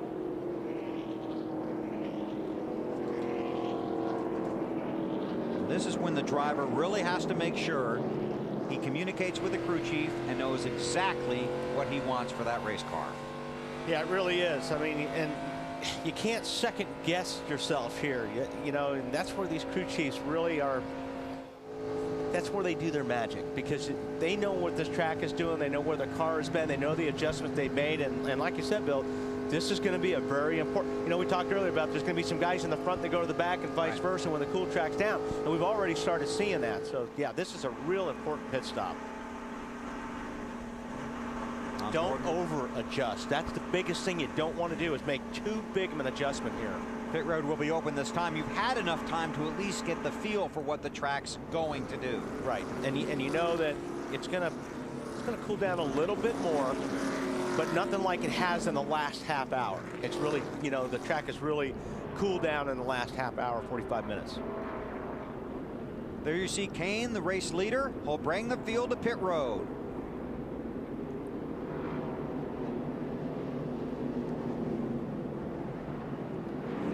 Guys will have to do their best stops right now. The spot in the championship chase could be on the line. The field dashes onto pit road. We go to Marty. Bill, for championship leader Jimmy Johnson, exactly what you guys talked about. They wanted to make a big adjustment. They decided, let's not make it over just the car. He wants more of what they've done before, but not double of what they've done before. Tight on the throttle, up half a round on the track bar. Dave? 17 bunch walking, the tightrope of adjustments. Car is loose. Want it to be a little bit looser because they think the track will tighten. Air pressure, Matt. Dale Earnhardt Jr.'s car has come to life. No changes on the previous pit stop. You see him in the center of your screen. No changes this time. Just a little tight on exit, AB. A paper fell off the grill as Casey Kane came to a stop in his pit. Going to be a 4-tire change, a track bar adjustment. Wanted him to make sure he stopped back in his box so that he could swing around the 11. There's a race off pit road. That's going to be one the camera's going to have to tell us. See Jeff Burton shooting out of his pit stall. I want to give that one a 24. And you would be correct. So Jeff Gordon picks up the lead on pit road. The pit guy is getting it done at California. Erica runs on. Still working caution here at the California Speedway. Casey Kane has come back onto pit road. They're going to top off his tank, but he came back in because he's going to have to restart at the tail end of the longest line for a too fast entering pit road. Now Kane came in as the race leader. We'll follow him all the way down to his stall. Comes across the commitment line. Earnhardt Jr. right behind him. It was too fast entering on the 9. Speed is clocked electronically by NASCAR. Okay, well, unless he sped after the 9 pulled or the 8 pulled in, I don't understand why the 8 didn't get called either, because they were glued to each other going all the way down the pit. So AB, I don't understand that one. As you might guess, neither does the driver behind the wheel. He talked about the fact that he set his pit road speed at 4,700 RPM before the race following the pace car, and he kept it right on that number all the way down pit road. He commented on the fact that Dale Jr. was right behind him for most of the way. His team director, Kenny Francis, came back and said NASCAR said it was a section in the middle of pit road where it got you. They chose to come in, top off the fuel. They added tape to the front of the grill to try and give them some extra downforce because they're going to be back in traffic now instead of out on that clean air. But to say Casey Kane was disbelieving at that penalty would be a little bit of an understatement. Well, that makes 2 of us. Jeff Gordon is the race leader. The 2-car Kurt Busch is on the tail end of the lead lap. And we'll let the scoring cycle through. And you have to go back to the 24th position to find Casey Kane.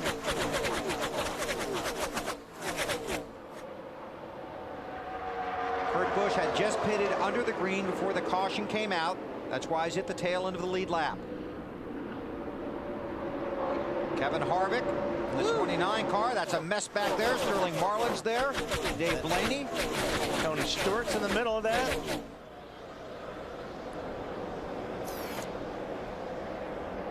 $90 laps to go here.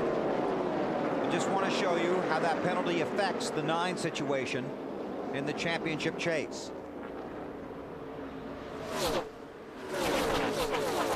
See Mark Martin in the 10th spot.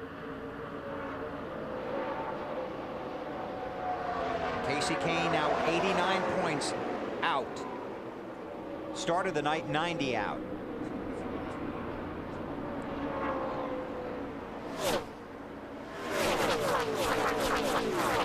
This would be for the lead. Boy, the band's on their feet here now. Going 3 wide, down into 1. Kyle Busch going for the lead as well. And so far, it looks like he's going to come out of turn 2 with it. Let's see if they all come out of turn 2. They had a really good draft going down the straightaway, and he pulled out. He had a good run on those guys, and he pulled it off. And Kenseth working all over the back of the 8.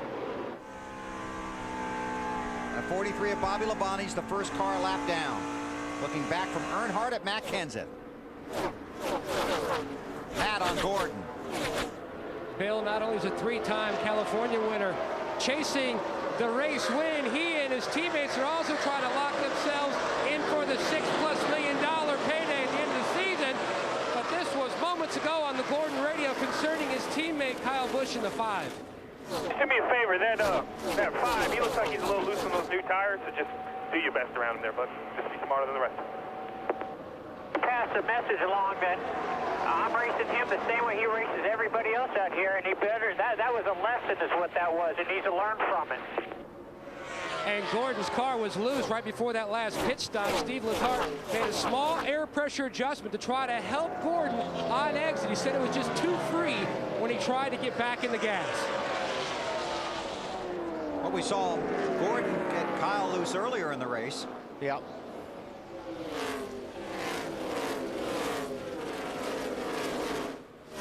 Now, it's the best time to try to pass somebody who's on a restart, really, because everybody's jammed up and they go flying down there, and I mean, really, that's your best opportunity to try to pass a guy before things get strung out. See, Kenseth goes down to the bottom of the racetrack. Just makes the pass on Earnhardt. And the upper left, that's Casey Kane in the 9 car. He's already worked his way up to 16th. Allen? Hey, Bill, remember last night's NASCAR Busch Series race here at California Speedway? Casey Kane had to come back in. He topped off his fuel, went to the back of the pack, wound up winning the thing on fuel mileage. Remember I talked about earlier in the race if someone was going to roll the dice on this thing and try and take it on fuel mileage? That might not have been the case when they were running up front. Well, now it is when they're back in traffic. They came in, topped off the fuel on the 1-to-go lap. So we'll see if this 9 car ends up making a fuel economy between now and the checkered flag. Thanks, Alan. Well, here are these teammates. Jeff Gordon, Kyle Busch.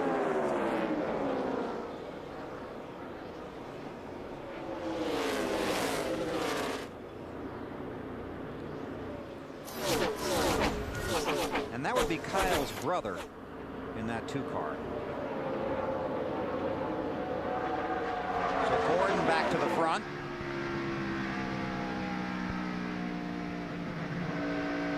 This is good, but you normally don't see this between 2 teammates, especially when they're both trying to make the chase. You know, it didn't sound like they were real happy. Well, one was real happy with the other one either, so they're racing each other pretty hard right now.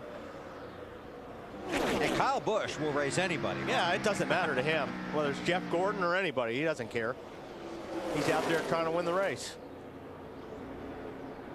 I mean, the car is just sliding all over the racetrack. I don't know how he can hang on to it that long. Gordon got around Kurt Busch. That makes him the first car off the lead lap. Kurt goes high, Kyle goes low. More from Allen. Yeah, Kyle Busch just on his radio a second ago, Bill, talking about all 4 tires on his car sliding, needing a little more grip and a little more help on that car. You know, it's funny to see these two guys racing with such intensity because Kyle has given Jeff Gordon as well as Jimmy Johnson, one of his other teammates, a lot of credit for helping him mature as a Nextel Cup race driver over the course of the last 12 months. I guess that goes to show you just how intense the competition really is. And speaking of Jimmy Johnson, these guys they're having a battle. Johnson in the 48, Kevin Harvick right behind him, Carl Edwards in the 99, and Tony Stewart getting a look at it. Bobby Labonte participating. I don't know if he really wants to be participating, but how about Johnson, Marty? It's fun watching these guys race like this, isn't it, Bill? Yeah. And Jimmy knows this is a setup they want to use in the chase, so he is giving extremely detailed information to Chad Knaus about everything this race car is doing, and it certainly has come to life since the sun's gone down, Dave. Harvick running behind him in the 29 car. Crew Chief Todd Barrier showed me his notes here from last year, page after page on his Excel spreadsheet. And the last note was, I quit. They finished 14th, which means they didn't quit, but it was a long process to get this car halfway competitive last year. No surprise, Dave, that Tony Stewart in the 20 car hugging the bottom, loves to run the bottom while other guys like the middle or top. Stewart diving on the inside of the 29. Now they went back up on the track bar the last stop, pulled a spring rubber out of the left rear, and made some big air pressure adjustments. The car just too tight, especially trying to roll through the center of the corner, knowing they're probably going to have one more shot at it. They took a big swing at it the last time just to see if that would really ignite this race car and find the balance that Stewart's looking for. And there's Casey Kane in the 9 car. He's worked his way up to 14th. Around Jeff Burton. On board with Burton. And Jeff Burton has slipped to 9th in the championship standings. So that's not only a pass on the track, but those are big points for Kane. Jeff Gordon is the race leader by about a second over Kyle Busch. So that's Matt Kenseth, Dale Earnhardt Jr., and Clint Bowyer with 80 to go at the California Speedway in Fontana. California, we're under caution. David Gilliland has just spun. That brought out the caution. Moments before that, Greg Biffle had to make an unscheduled pit stop for a flat tire. That's big because that affects his chances, even as slim as they were, making the chase. Here's Gilliland going around. Looks like he was underneath Waltrip, and he was just trying, you know, they were coming off the corner, and he was trying to turn the car down so he wouldn't drift up into Waltrip. And that brought out the caution. Pit road is closed. Jeff Gordon is the race leader, then Kyle Busch, Earnhardt Jr., Matt Kenseth, and Denny Hamlin. We'll sneak in a break, come back, see who comes to pit road with 77 laps to go at California. Not bad, still needs to turn better in the middle of the corner, half round of wedge in the right rear, Dave. Matt Kenseth gives up 4th place for 4 fresh tires, air out of both left side tires to keep the car turning. Matt? And at the top of your screen, the 24, Jeff Gordon, says the car cannot carry the speed that he needs to in the center, especially can't get in the gas up off. Steve Letarte shuffling the air pressure in the rear as the 8 of Junior already away. Kyle Busch in the center of the screen going to get a 4-tire change, but I suspect if you watch that picture on the right, you're going to see some 2-tire stops and some quick pit stops, shuffle the track position a little bit here. Yeah, exactly right, Alan. Different strategies because we hadn't had that many green flag laps. So this is another situation where some of the guys at the back are going to restart at the front because of pit strategy. That's how Casey Kane won the Busch race last night. Jeff Carr, Jackman for the number 1.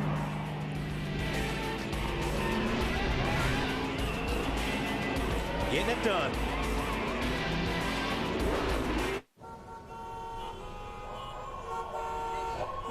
From California Speedway, brought to you by Nextel, only from Sprint. Get closer to the NASCAR Nextel Cup Series with Nextel.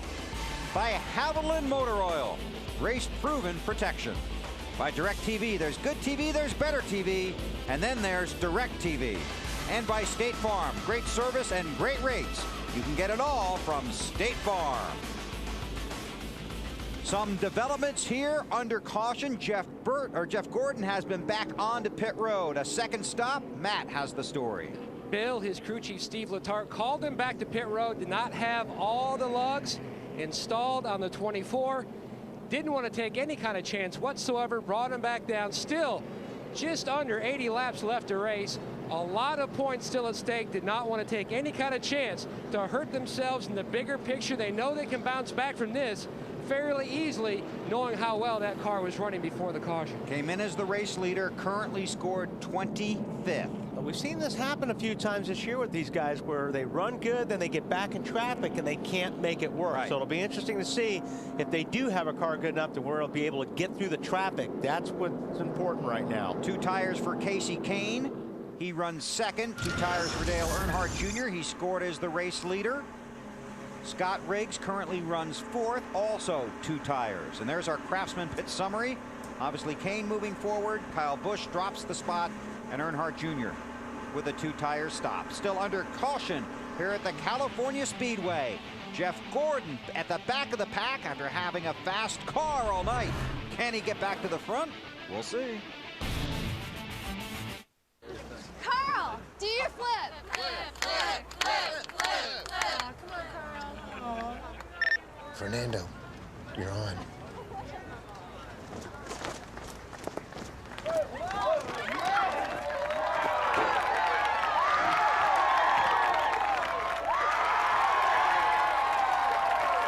Crazy old man.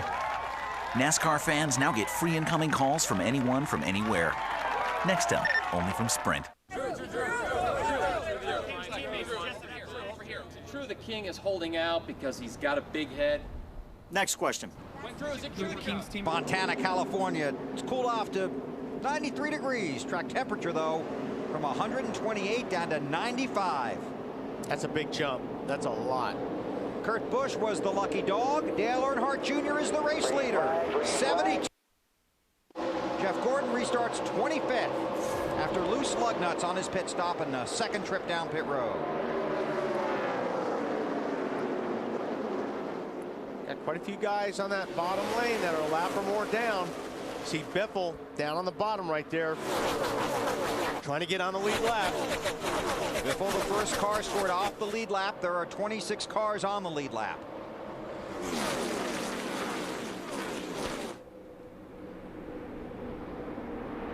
Casey Kane looking at that high groove that Earnhardt's been using. An update on the 9 from Allen. And looking to get the lead back here, Bill. Remember, Casey Kane shuffled all the way back to 24th place by the too fast entering pit road speeding penalty on the lap for 155 pit stop. I talked to his team director, Kenny Francis, about the right side tire only call on this pit stop. He said, we debated 2 or 4. When we saw the 8 car just get 2, that made our decision for us. They've got their track position back. Now they want the lead. Both those cars just 2 tires on their pit stop. Man, he had a run getting off of turn 2, and right now he's got the lead. He's got the 5-car push behind him. Casey Kane needs to slide up the racetrack a little bit to hold that spot. He's got it. Junior loses 2 spots in that lap. Kane doing a little drifting up the track there. Lots of it.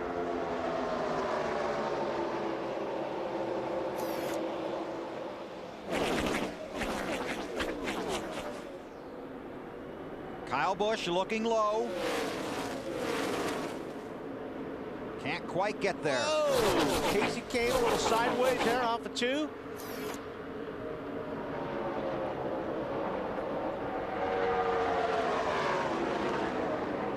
Wasn't it 89 earlier? He went from 89 points out of 10th to 9 points out of 10. Yep. Helped by that 2-tire stop, baby. Bill, it just goes to show you the difficulty in trying to figure out these races. Here were guys on top of the world earlier, down in the dumps in the middle, back on top, and we've still got, what, 70 laps to go? Who knows how this thing's going to turn out in another hour or so. One guy wondering that same thing drives that 24 car, Alan. And where is he? There he is, behind that mess. 22nd spot, but a lot of traffic in front of him. And he was, you know, he was one of the fastest cars on the racetrack. Now he's a second slower than the lap times Casey Kane's running. This is for the lead. Kyle Busch. Boy, Biffle is doing everything he can to try to get on that lead lap. Easy now, bro. And he is on the lead lap right now. Had to pit with a tire problem under green. That's how Greg fell off of the lead lap. He's 27th, the first car 1 lap down. It's on the lead lap now. Right, when they get back to the scoring loop, he will be back on the lead lap in front of the race leaders. The 5 and the 9 racing for the lead. And you could see this for years to come in Nextel Cup racing.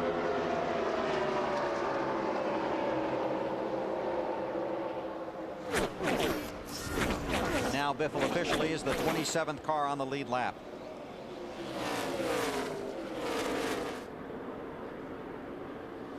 And he's out front. Yeah. So he's got clean air and a good car. And these guys are racing each other. Right. So that's going to help him. He's hoping they'll continue to do that.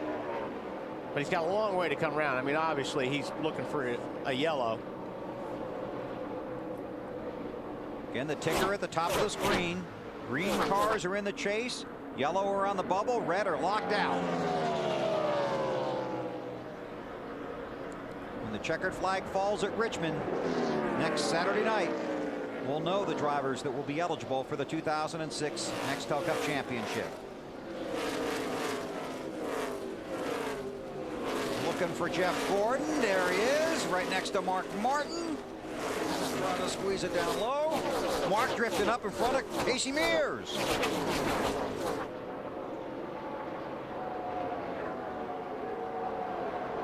Matt. Bill back on lap 178. He restarted in 25th, quickly making his way back to the front. Air pressure adjusted by Letarte and company, trying to tighten up the race car on exit. He was close to working by the 6 of Martin, just couldn't quite do it. Marty? Mark Martin and company are a little surprised the racetrack has not gotten tighter for them. They restarted in the 21st position. Currently, they're running 18th. The racetrack still too loose for Mark. They made several changes on the last stop, trying to give him a little more rear grip in that 6 car. Anyway, I think we saw that last night through the Busch race. Guys were expecting the track to get tighter, and it didn't for a lot of those guys. Their cars started out loose, and they stayed loose. Boy, all night they were loose. Yeah. This is for 4th. Earnhardt Jr. is 4th. Kenseth is 5th. Denny Hamlin in that 11 car. 3rd in line is 6th.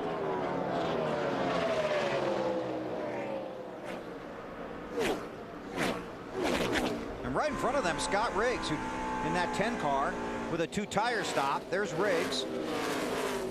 4th last week, Dave, in a pit road gamble that's paying off so far for the 10. And when they raced earlier this season at Michigan, sort of a sister track to this, they were working on an experiment on the body to help the 9 team.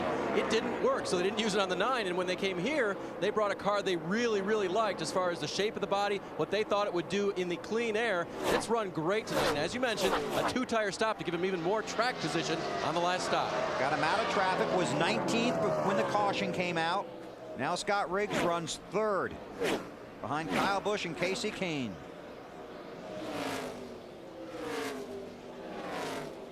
That 9 car has been good all night. Right now it's good after a 2-tire stop. He leads by 1.2 seconds. We'll take you through the field when we come back to California on NBC.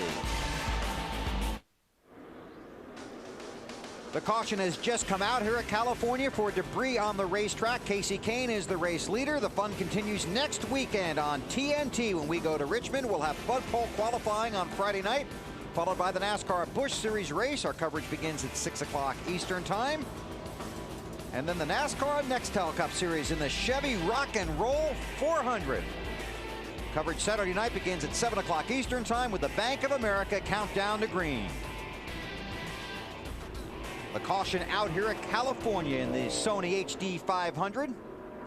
Debris on the racetrack. Bobby Labonte in the 43 car will be the lucky dog. He will come around to be the 27th car on the lead lap.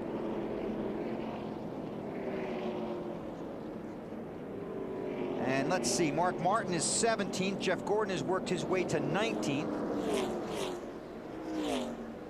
Here's another look at the championship standings as they run right now. see Mark's how... not in by many. He's going to start that pylon racing here pretty soon. And pylon racing again is? He's going to be coming down this, because you can see that pylon from off of 4. You can really see it when you're driving. You can come down the straightaway and you can kind of see where you're running, and you can also see where your competition's running. So you're going to start looking and saying, well, okay, where's Casey King? Well, he doesn't have to look far, does he? If you start at the top, you don't. That breaks your heart right there when you see that, unless you're a Kane fan. Casey Kane, Kyle Busch, Scott Riggs, Denny Hamlin, Matt Kenseth. Most of these guys are going to be outside their fuel window. I think I'd still be coming in. Oh, I would too. Yeah, I mean, they're going to put tires on, but this is almost exactly the same situation as last night when Casey Kane came down pit road and then came in and topped off before they went back to green, and that got him to the finish and the checkered flag. He won the race last night. Casey Kane, the race leader now, brings the field down pit road. Marty Snyder. Doing it from here, though, Bill, would be a little bit more of a gamble than it was last night. A little bit further to go for these guys. Jimmy Johnson described his car as edgier in turn 3. They're going to undo the last adjustment they did and go up one round on the track bar, Dave. Scott Riggs puts it in the hands of his crew now. 4 tires, this time like everyone else. A little bit tight in the center, slight air pressure adjustment. Matt. Right before the caution, Tony Stewart took the 7th position away from Dale Earnhardt Jr. Now, the recent changes they made to the 20, not long enough to know if it's really helped. They're going to make a slight track bar adjustment. They still haven't got the tightness out of the center, Alan. Going to be a 4-tire change for Casey Kane. Dropped his pit road speed reading by 100 RPM on this set to make sure they stayed safe on NASCAR. Going to be some guys get off pit road ahead of him. Looks like we've had some more 2-tire stops, huh? I would think so. Mark Martin appears to be the first car off of pit road. Took a couple of close calls there, too. Sure were. That was that Carl Edwards I saw that was leaving? He had to stop. I think it was his teammate, probably. I think it came in. There you go. Elliott. Yep. Sadler. Yes. 19 car. Yeah. Carl Edwards. There goes Casey and Riggs, Kenseth, and some of their friends. Dale Earnhardt Jr. loses a few spots. The running order when we come back to California. Time for our All-State Good Hands Driver Award. And watch what happened here on pit road. Greg Biffle heading for his stall. Carl Edwards trying to get out of his. Carl hard on the brakes, makes the nice move. Let's Biffle slide in front of him. He gets our Good Hands Award, but you know what he gets for that? He loses a couple of positions coming off of pit road. A couple spots to Mark. You see Mark there on the left, gets by. And I think that's Elliott Sadler that gets by. But no damage to the car. 2 tires for the 99, 2 tires for the 19. So it's Mark Martin with a 2-tire stop, the race leader. Then Elliott Sadler, Carl Edwards, Joe Nemechek, and Casey Kane, the top 5. Riggs comes out 6th. Kenseth, Hamlin, Johnson, and Tony Stewart. Our Napa Field summary. All 43 cars are still running. There are 27 cars on the lead lap. Our Napa Field summary here at California. Mark Martin is the race leader. Some guys on the edge of their fuel window, 55 to go, and we get the green.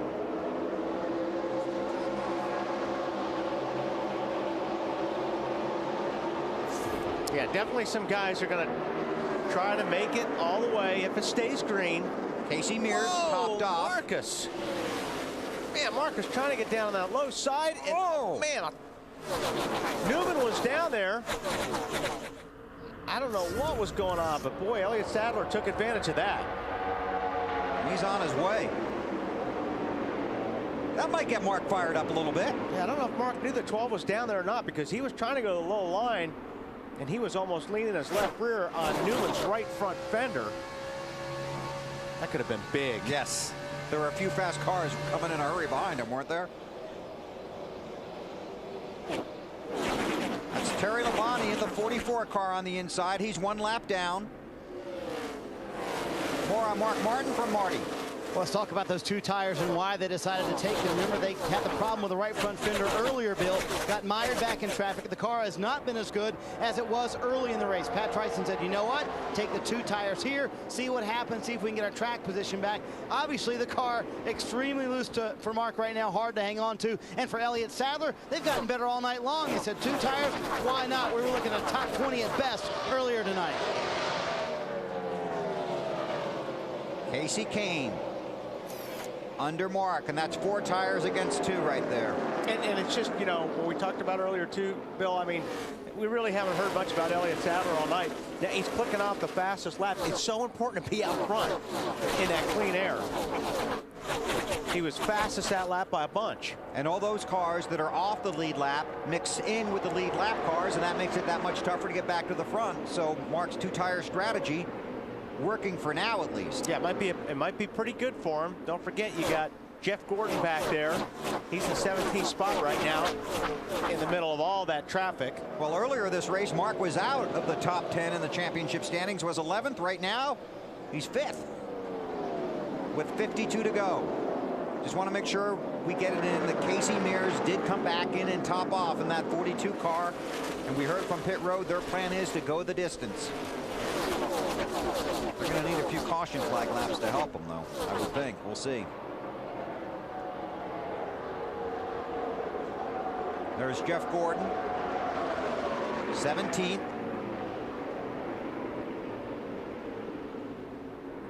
Gordon had to make an unscheduled stop under caution for loose lug nuts.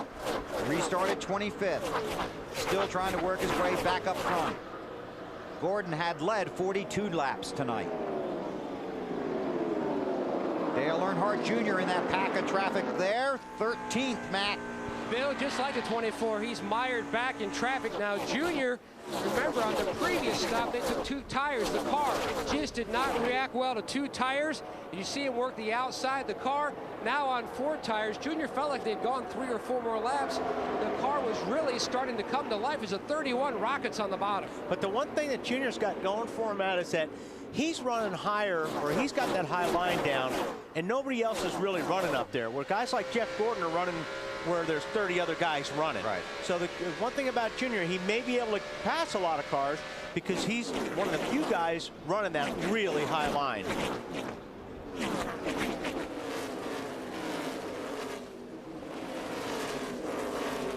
Right on the bottom right there, but normally after it gets about 15 laps, 20 laps on these tires, you'll see him up on the top.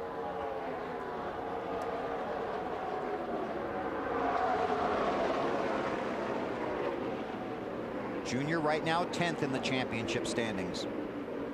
50 to go.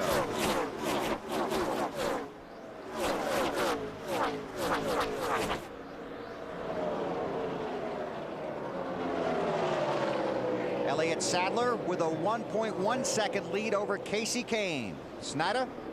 You guys remember earlier we were talking about how Elliott was going to try Casey Kane's setup and just see what happened. And in the beginning of the race, they didn't look that good, and Elliott was really complaining about the race car. In fact, at one point, Ray Evernham came on the radio and said, listen, let's just get a top 15 out of this thing tonight. But now with the 2-tire change, that's what makes it so great. They had nothing to lose. Take the 2 tires, get out front in that clean air. As you said, Wally, makes all the difference in the world. Alan? And Casey Kane's team director, Kenny Francis, debating with Casey during the caution laps before the pit stop whether or not to make any changes to this car. Kenny said it was so fast, I'm afraid to touch it. Then just before the car hit pit road, they decided on a small adjustment to try and keep up with track conditions.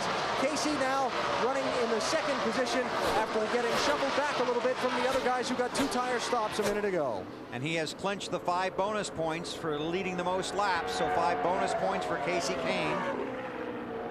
And you have Evernham cars running 1st, 2nd, and 4th right now. Elliott Sadler, Casey Kane, and Scott Riggs. Casey Kane's a little bit faster right now than Elliott Sadler.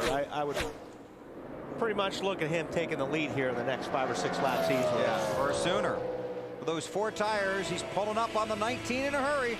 That'll be for the lead. Evernham cars running 1st and 2nd at California.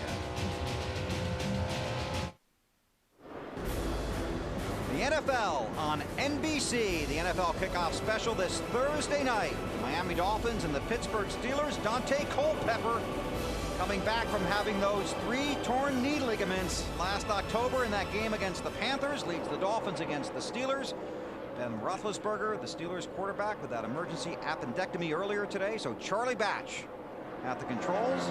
Al Michaels and John Madden will have it for you on Thursday. New leader here at California. Teammates with the pass. And it didn't take that 5 or 6 laps. It was wishful thinking. I was hoping we could get back before it, but here it is anyway. 4 tires, passing 2 tires, just a matter of time. It was a pretty easy pass for Casey Kane to make. So Casey Kane back up front. Elliott Sadler is second. And Sadler's hanging right there. Yeah. I mean, he's still running good lap times. This is for 7th. Denny Hamlin in the 11. Yeah, you got Kenseth right there. Scott Riggs takes 3rd spot from Mark Martin. More on Riggs from Dave. Hey guys, what's final practice for? Make your car better for the race? Yeah, practice things. And yesterday, Rodney Childers, the team director for the 10 car, told me they did some things they weren't sure would work, and they did not.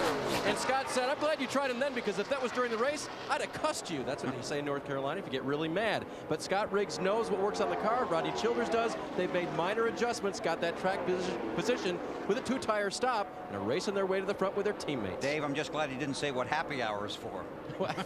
You'll have to tell everyone. Well, this car was good in Michigan. Yeah. And, you know, it was one of those things where I think this car was better when it got out front or it didn't have to run in traffic. It had a lot of clean air. It was really, really fast. If he got in traffic, it seemed like he struggled. So he's in a good spot right now. He's up front. He's in 3rd. There's not a lot of cars around him, and he's running good lap times. And a lot of people talking about Scott Riggs this week because of the way he raced Jeff Gordon last week in the closing laps at Bristol.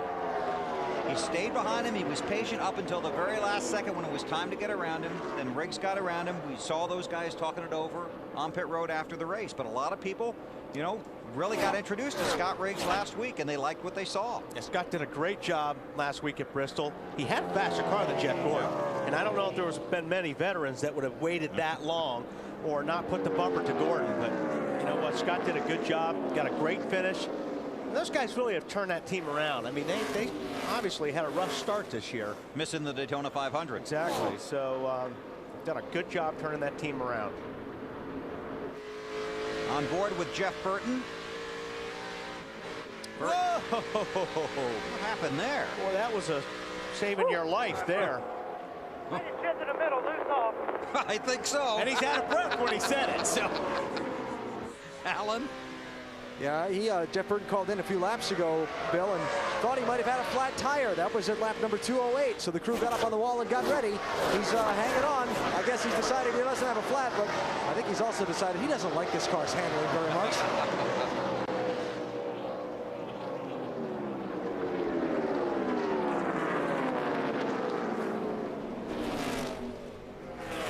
and this is a part of the races these guys have struggled lately. I mean, you know, they've been good to start, the middle, and then they get down to the finish or the last 20, 30 laps of a race, and they lose a lot of spots. They lose a lot of ground. We talked about it at Indianapolis and at Bristol. The car just got tight. They couldn't get it out of it. Cost them a lot of spots.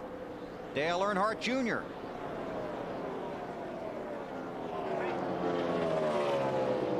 More from Matt. And Junior just made his way around the 01 and Nemechek, who had to pick it. He had a cut left front tire. Junior says the car has really come alive up top in the Richard Petty lane.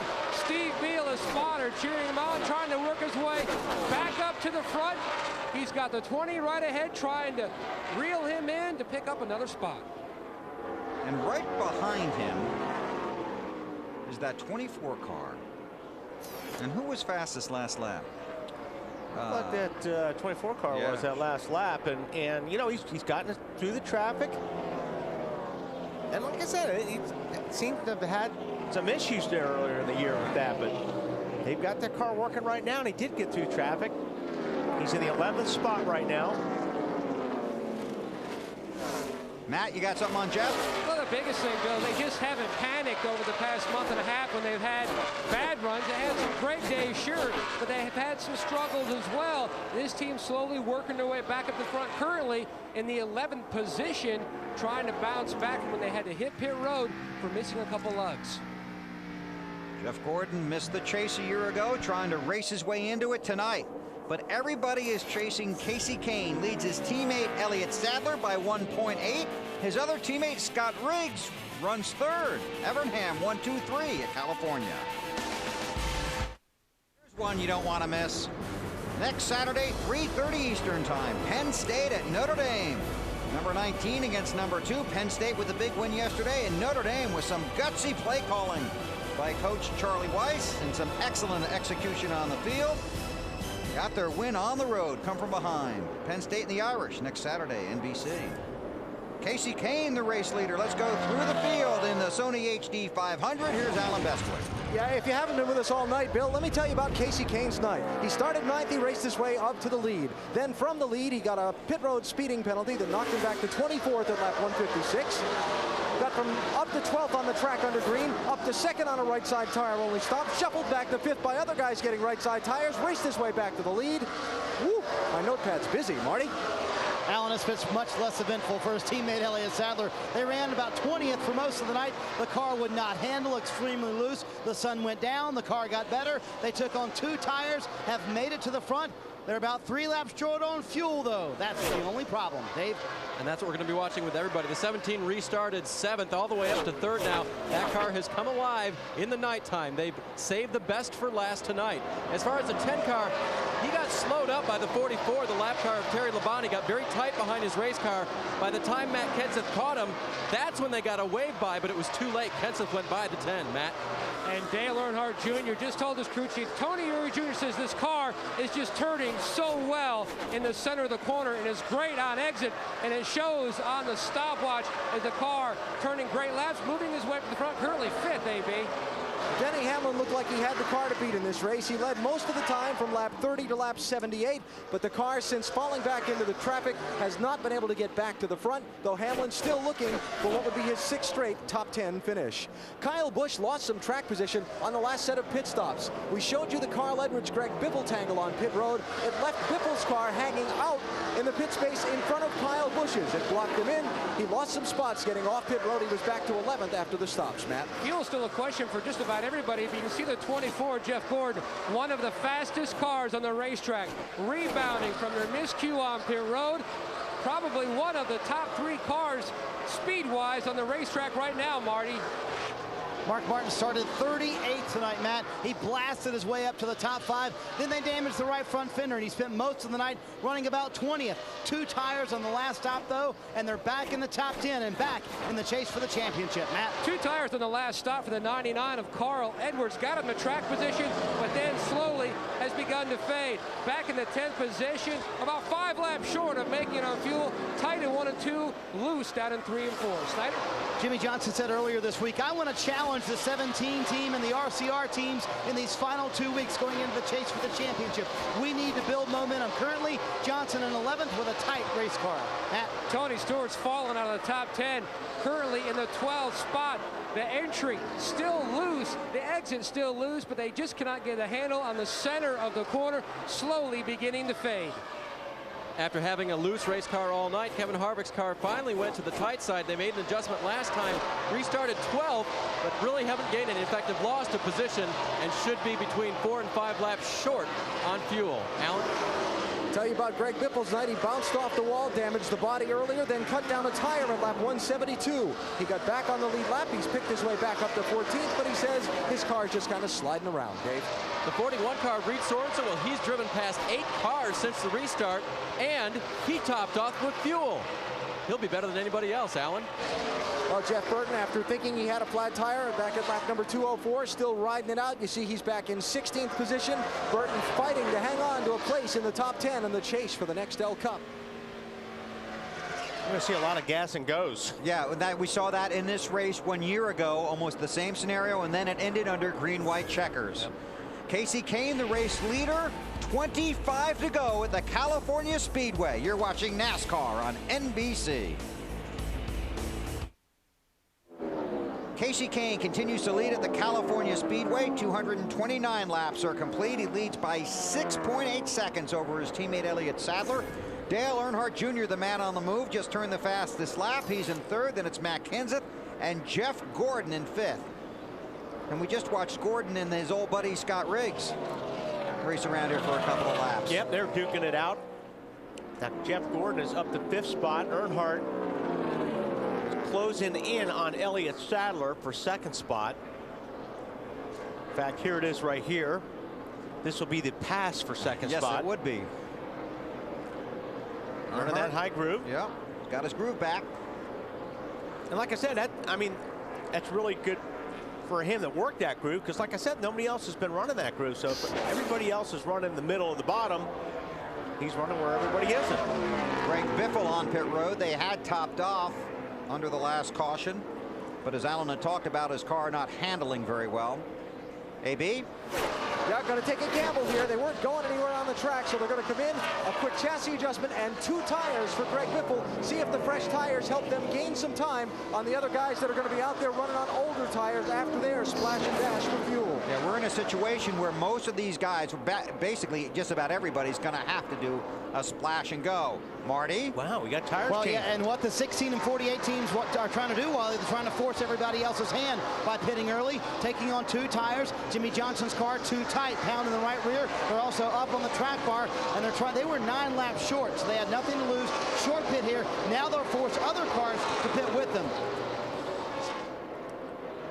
19 laps to go.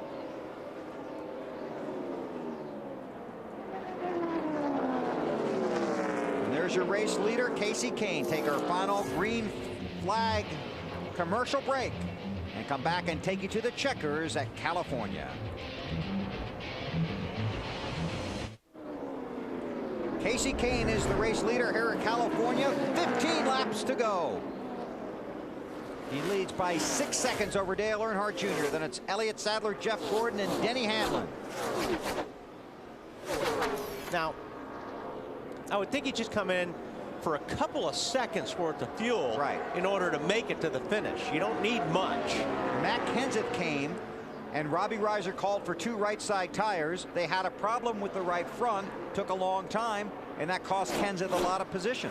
And that's something that he can't afford to do right there. You know, Matt can.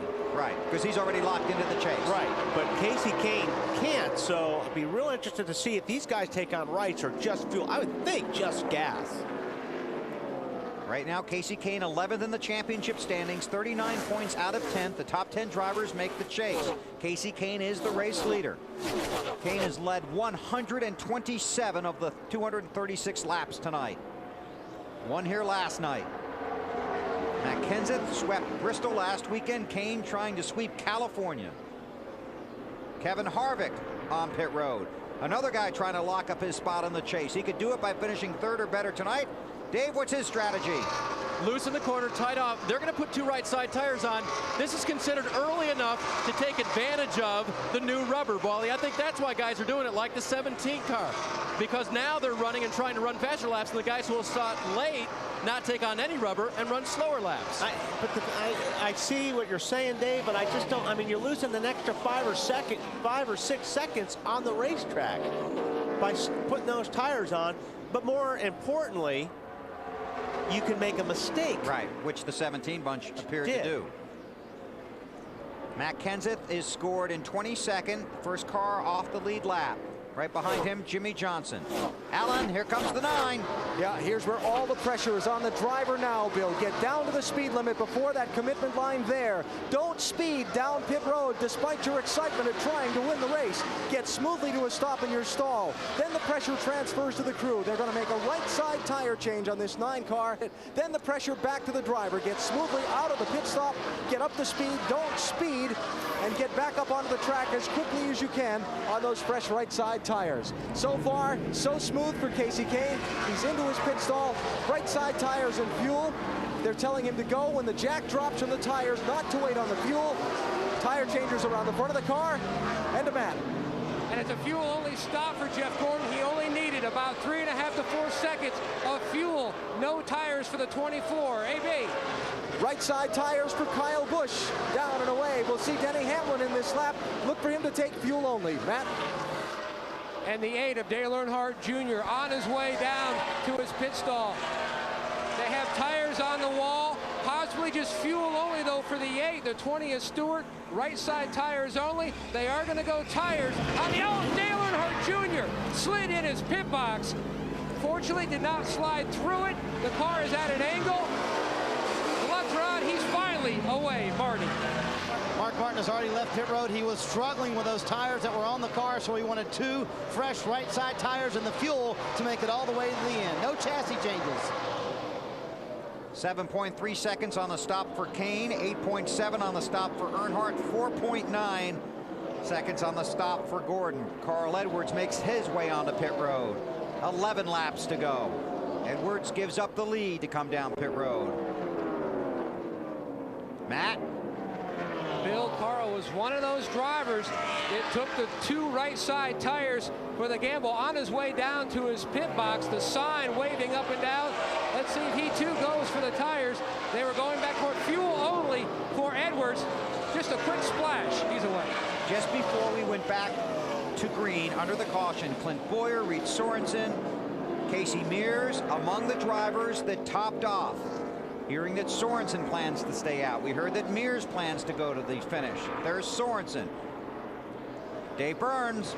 They radioed to Reed, buddy, we're staying out. We're going to win this thing. And he said, no, I need to come in for tires, right? No, he said that putting on tires would delay his run to victory lane there, Walt. Okay. Wow, Reed Sorensen out front with 9 to go. JJ, nobody around him. Yeah. I mean, he's like, yeah. I don't know. I'm just surprised at some of those tire changes there. I'm with you.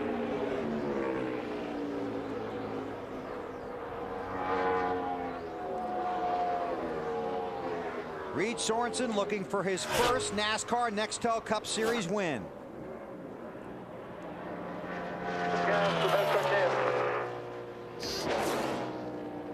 Jimmy Ellich, his crew chief. Drives for Chip Ganassi, Felix Sabates. Dave, you down there? Yep, this is a brand new race car for them this weekend. It's run very strong. He's running the top 15 all night. But this was a gamble that paid off on fuel. And gosh, didn't the Chip Ganassi car maybe in the Busch Series take a fuel gamble earlier this year and win? Yeah.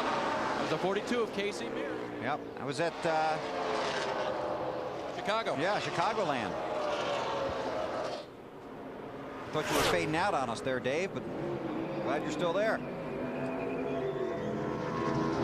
Down the hole. 7 laps to go. Reed Sorensen is just 20 years old. From Peachtree City, Georgia.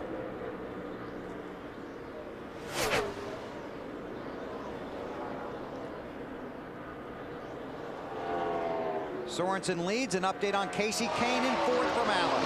Yeah, Bill, even though he may not get the win tonight, if this fuel mileage gamble pays off for some of these other drivers, Casey Kane and his team wanted to come in here tonight, run all the laps, get a top 5 finish if they could. They got bonus points for leading the most laps tonight, and they're going to finish ahead of all of those guys they are chasing in the race to the chase. So provided things go well for these next 6 laps, exactly what they needed to accomplish tonight for Casey Kane in the 9 car, even if they're disappointed at not winning.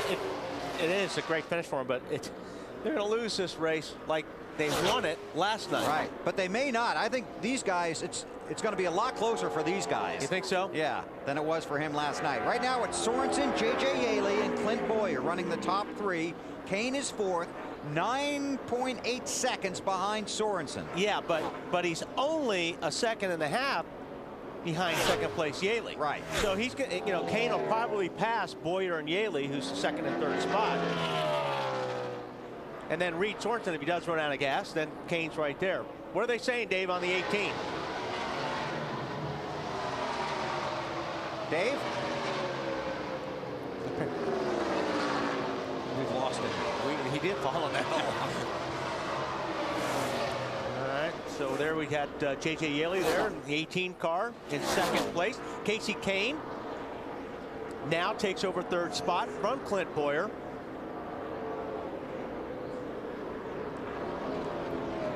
Sorensen. 4 to go this time. Now, if they told him, I don't know what they've told him, because if Save fuel and go around. fast. Yeah, I mean, again, that's exactly right. Dave, if they told him, okay, you got fuel, go for it, or we're just going for it. Go for it and pedal easy. Okay. Now, we've had a discussion about long gears before. What does pedal easy mean, Wally? You and your long gear. Save fuel. Save fuel, Reed. You can make it, but save some. J.J. Yaley on pit road. Sorry about that earlier. They were short, and they just stopped for a second here and threw fuel into the 18 car. Casey Kane has made his way to second, as Wally said he would. And he was a second a lap faster than Reed Sorensen. That's not going to be enough, Nope. but only 3 to go. But if this guy bobbles just a little bit, Reed Sorensen, Casey Kane's going to be there to pounce, Alan. And he just came on his radio, Wally, and asked his team director, Kenny Francis, is the 41 going to make it? And Kenny's answer was, I don't know. I don't know. I just saw a car down low. I'm not sure who that was, but that could have been somebody running out of fuel. J.J. Yaley. More on Sorensen, Dave. Okay, new definition for pedaling. They said, Reed, pedaler good, pedaler big. Here comes the 9 car. I guess pedal it means drive hard.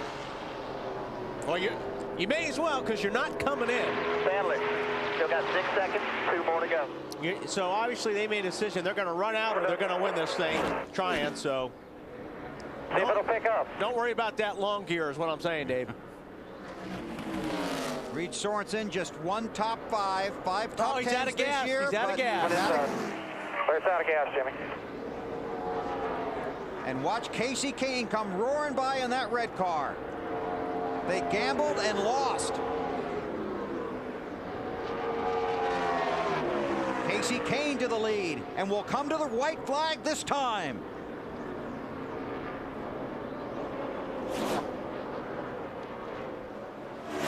And there's not even a threat behind him.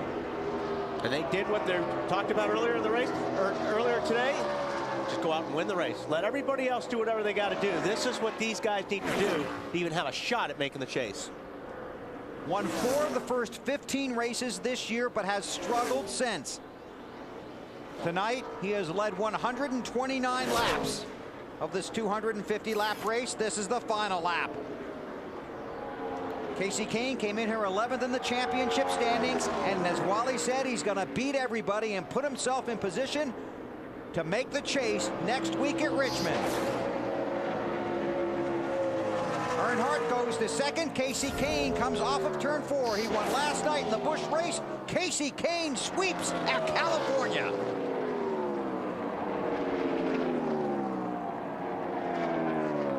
Good run for Earnhardt Jr. And Clint Boyer. Yeah, those guys. Earnhardt's going to feel a lot better after tonight with his record here in Fontana going into Richmond next Saturday.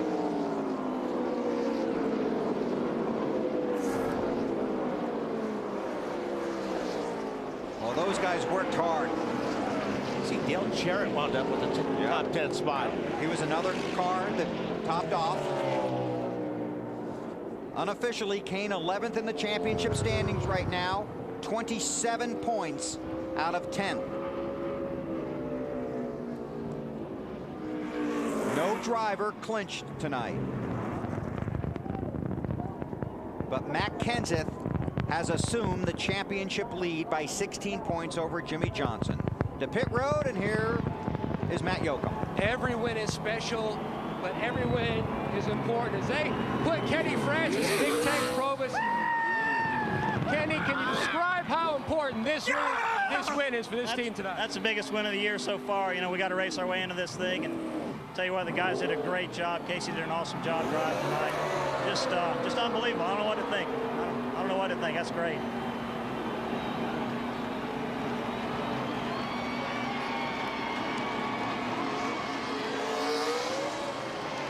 Casey had a big week, had charity events in Washington and here in California Wednesday and Thursday.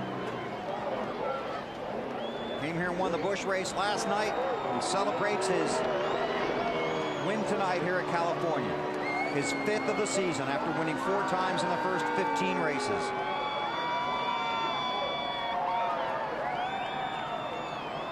Big win for him, big night for Ray Evernham and Evernham Motorsports.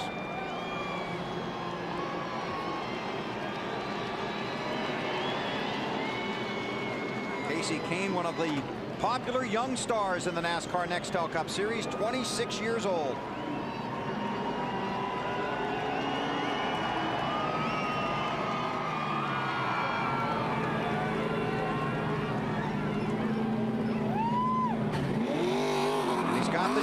flag.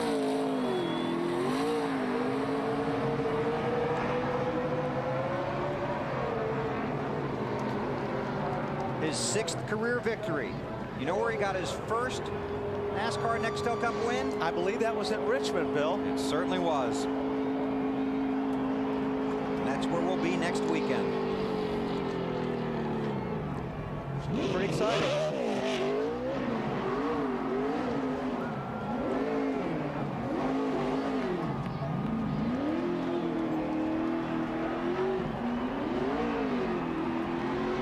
Now I know why the engine builder has a nightmare. All right. He heads for victory lane. We head down to Dave Burns. With Dale Earnhardt Jr., who has a big smile on his face after that. Glad to come out of here with 2nd place going into Richmond. Oh, sure, yeah. This is my best finish here, so we're glad really to get a 2nd anywhere, but especially California, these kind of racetracks, we've really turned that around. I'm really proud of my team. My car was great. Congratulations to Casey, and maybe we won't be battling each other for the chase. Maybe we'll both make it. Unofficially 7th going into next week, Junior. I know that's not 2nd or 3rd, but it's a little pad. Well, hey, just good runs, no matter what. It's 1 week at a time, and having a good finish is having fun, and that's what it's all about. And I don't really get into the pressure of the chase or trying to make the chase. The pressure is trying to run good, no matter what. And I'm happy for my team. Everybody, Tony Jr. made great calls. My team did great. I can't say enough about DEI and my team. I mean, they've really done everything that they could for me this year, and I'm so proud of them. A big West Coast rebound for the 8 bunch. Matt?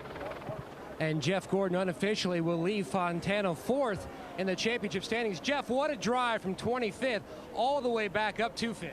Yeah, it certainly was. I hate that happened to us. We had a great car and we're in great position, and we just wanted to be safe, and we had such a good car that we were fortunate to be able to drive from the back up to the front. But I just got to thank Steve and all the guys making great calls, great pit stops on the DuPont Chevrolet Monte Carlo, and I knew that 9 car was the car to beat, and we had them in our sights at times, and I guess we should feel pretty fortunate to come home 5th. First top 5 here in 2.5 years for Jeff Gordon. Alan? And in victory lane, where Casey Kane is cooling down and getting ready to climb from his car. It's going to be a happy place here.